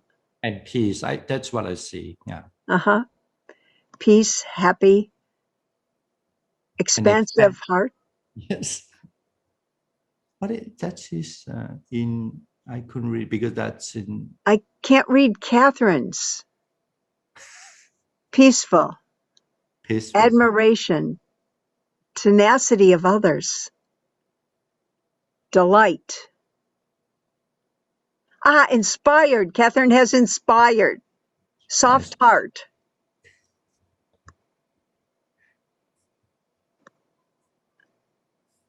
Admiration of tenacity in others. Is there somebody writing in Chinese? Jeffrey, I can't read yours. Jeffrey, I can read that too. You could say it. And then there's someone in Chinese. Unity equal to peace. Peace equal to unity. Okay, thank you. space to be in God's presence. Great. Oh, we have a nun here. 妙事是妙事长 Okay. 是妙系 啊 Love shared.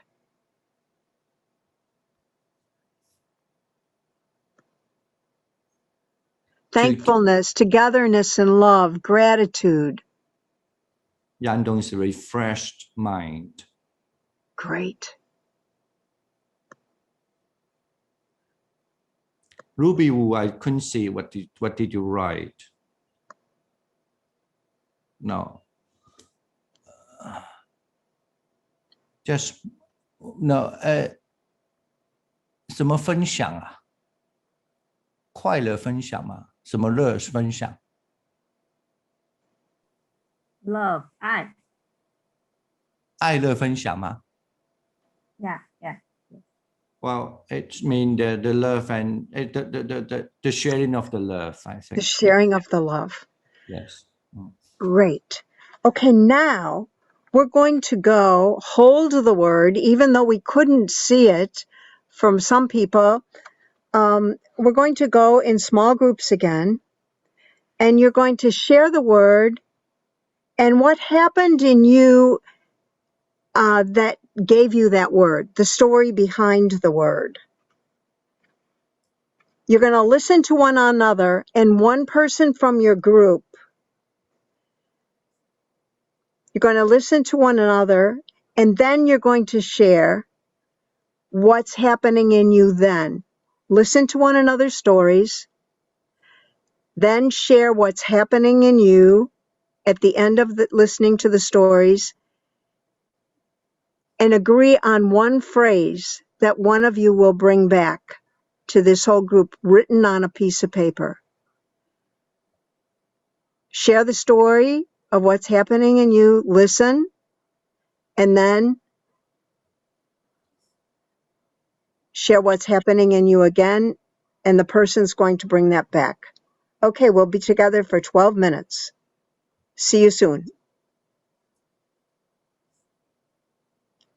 We're going in small.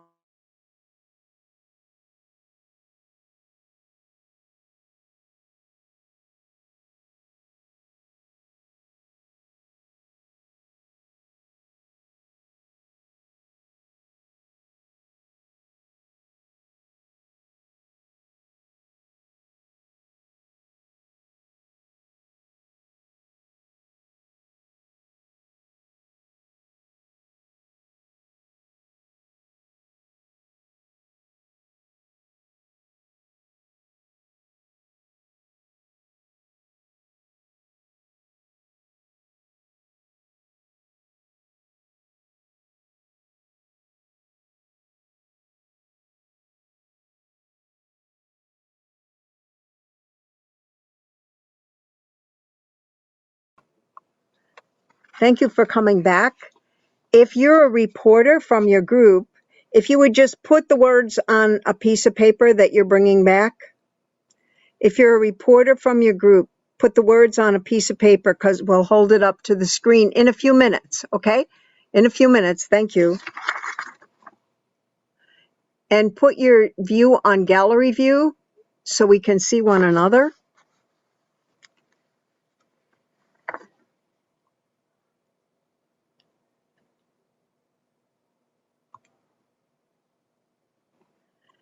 So if you're a reporter from your group, you're going to put the words on a small piece of paper and we'll hold it up to the screen.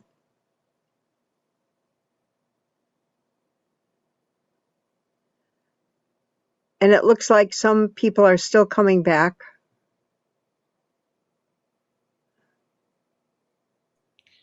Well, supposedly there are a few seconds to go. Yeah. Oh, now they're coming back faster. We make the decision, so we come. Because we saw that we have to be back. So.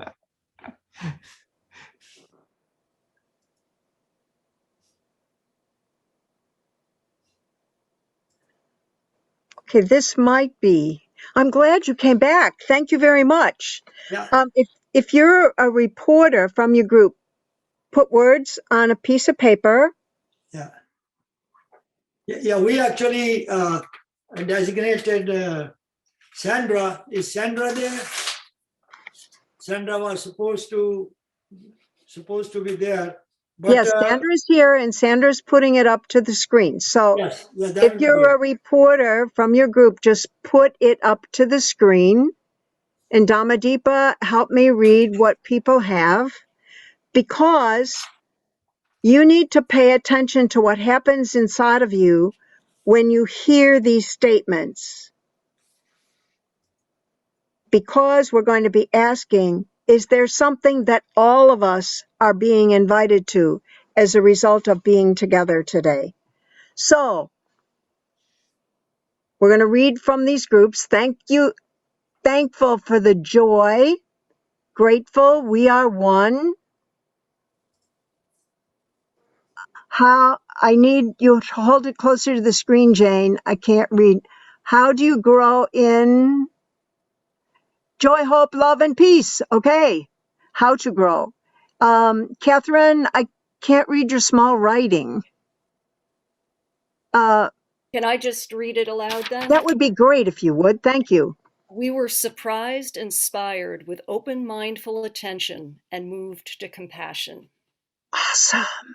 Awesome.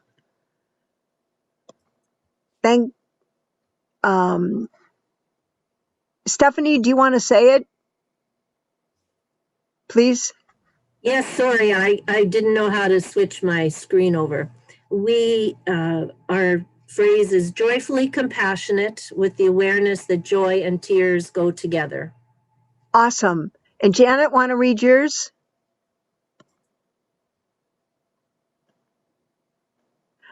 Think you have to unmute, Janet. Janet, unmute. I keep forgetting. We've had our words accepting, peace, and openness, and we felt after the discussion supported. Wonderful. Thank you. And Jeffrey, would you read yours, please? And you'll have to unmute. Unmute. Okay. So to us, it's just that like understanding and acceptance of from to the other people will bring loving and Understanding kindness. and acceptance. Yeah. Ooh, okay. It will Thank bring you. joy, loving kindness, compassion, and joy to the people, because you have to understand and accept the people that is around you, as no matter they are animals or people or other insects. Okay. Yeah, so that Thank you. will be, yeah. Great. Thanks. Joshua, would you read yours, please? Yes. So it's a little bit difficult to paraphrase Okay. our conversation, but we talked about connectedness and the path to finding a way to be connected within yourself. So it was like multiple steps of creating an image or a concept of the being that you want to be connected to, and then finding the path to actually make that connection inside yourself. Great. Thank you. And Annie has tolerance, softness, sharing, and the bottom word I think is compassion. It is good. And I think there might be some others whose screen is off. So if you have a report, yes, shoot, Gla. Inclusive expanding heart. Want to say that a little bit louder, please? Inclusive expanding heart. Yeah. Inclusive, expanding heart was what happened. Anybody else? Well, Leo, I cannot see that the small character. Maybe you just speak up, maybe better. Gratitude, and the other I cannot read it. The other is recognizing Sister Jane Ann's cherubim. She's a friend of ours. We were trained by the Sisters of Charity, so it's nice to see Sister Jane Ann today. Great. Great. Okay, based on what you just heard, the question is, what is this group of people, this community of people being invited to as a result of today? Not individually, what are we as a group being invited to as a group of today? Go inside yourself, See if there's an insight that comes based on what you just heard people share.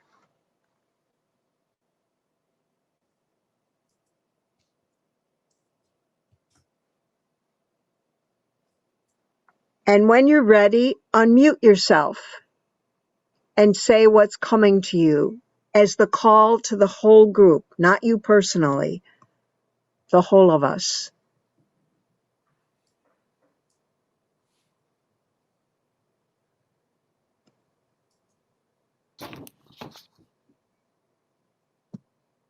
Good. I think someone's unmuting themselves and we're about to hear something from someone. Catherine here, using our compassion to make connections and make change. Woo! Using our compassion to make connections and change. If someone has something to add to that or different than that, please speak. Manohar, I'll add to it that healing and unity, because I think that's the most important right now with what's going on in the country and around the world. We need to heal and we need to unite. Because Healing and unity. Yeah. Healing and unity. Connecting, compassion connecting to change. Compassion bearers. Say it louder, please. Compassion bearers. Compassion bearers.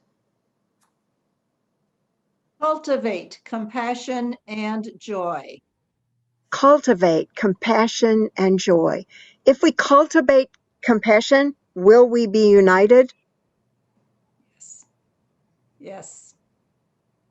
If we cultivate compassion, will we be connected? Yes. If we cultivate compassion, will we be healed?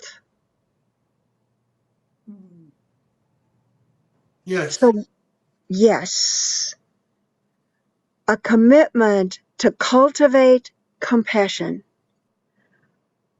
for the healing and unity of the world, of the planet. How does that sound? That's excellent. That's beautiful. Put your thumbs up if you agree, down if you don't.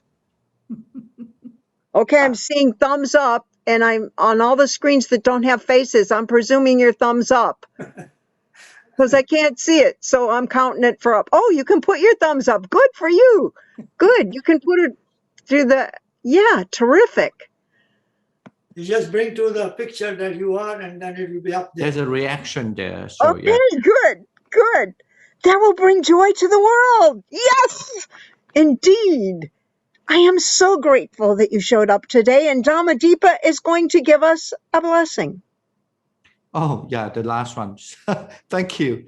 Well, I would chant that a very short blessing. So basically in the language of the Buddha often spoken. That's what we call Pali. It's very short. So actually the meaning is that for those who have those reverential character, who always pay homage to the wise elders, so there were four kind of quality will increase or will arise. That is longevity, beauty, happiness, and strength. So I will chant it in Pali. Abhivadana silissa niccang vutta pacayino chattaro dhamma vattandi ayu vanno sukhang palanti. Okay, thank you. Sadhu, sadhu, sadhu. Thank you so much. So, cultivate compassion. And in that cultivating of compassion, notice the healing, celebrate the unity, and feel and express the joy. Amen. And Joshua, it's all yours. In fact, it's mine. This is Sorry, Dr. it's yours. I didn't mean to take it away. I'm sorry. No, that's okay. Well, I definitely please. don't want to force on any confusion with me on Joshua. Hi, everybody. My name is Steve Millies, and I'm the director of the Bernardin Center at Catholic Theological Union here in Chicago, Illinois, and we are happy to be collaborating with the Parliament of the World's Religions to bring about this fruitful dialogue between Buddhists and Catholics over the questions of our global environment and climate justice. My task mainly is just to bring an end to it here by offering some gratitude, certainly to offer our gratitude to Sister Pat and to the Venerable Dr. Dhammadipa Sak for this experience that we have all shared here together today. I also want to express our gratitude to the Advisory Council that helps guide this dialogue, many members of which have been with us here today. I want to mention Joshua Basofin, Chuck Hutchcraft, Michael Terrien, who together with me are in a regular conversation about bringing this dialogue forward out into the spaces like this where you encounter it. I'm grateful to be with them all the time. And I want to reserve a special word of thanks for my partner at the Bernardin Center, our Associate Director, Peter Cunningham, who makes all the technical things possible. The fact that this has worked well at all is due mostly to Peter's efforts. So thank you, Peter. We who are bringing this dialogue to you are committed to offering major programs like this on about a quarterly basis, about 4 times a year. But the dialogue still is taking shape. We are trying new sorts of programs like we tried this retreat here today. And my main message to you right now is to call your attention to the fact that, as Joshua mentioned, we launched this dialogue on the 50th anniversary of Earth Day last year. Earth Day is coming up on April 22nd of 2021, and that will be an opportunity for us to offer our next program. That's about 3 months from now on our quarterly schedule. So I want to encourage you to keep an eye on your email accounts, to keep an eye on the Parliament's and our Bernardin Center social media accounts for word about the next program that we're going to be bringing to you. We're putting it together right now, and I think it's going to be an exciting discussion that will continue to bring forward how we can bring our voices together to lift up this important perspective on the earth that we all share together. So we look forward to being back with you around Earth Day in late April. Please stay with us. Please tell your friends and neighbors and invite them to join us. And from here in Chicago, where I am, and on behalf of everybody, Sister Pat, Dr. Dhammadipa Sak, Joshua, Chuck Hutchcraft, Michael Terrien, Peter Cunningham, and myself, thank you for being here with us, and peace be with you wherever you are.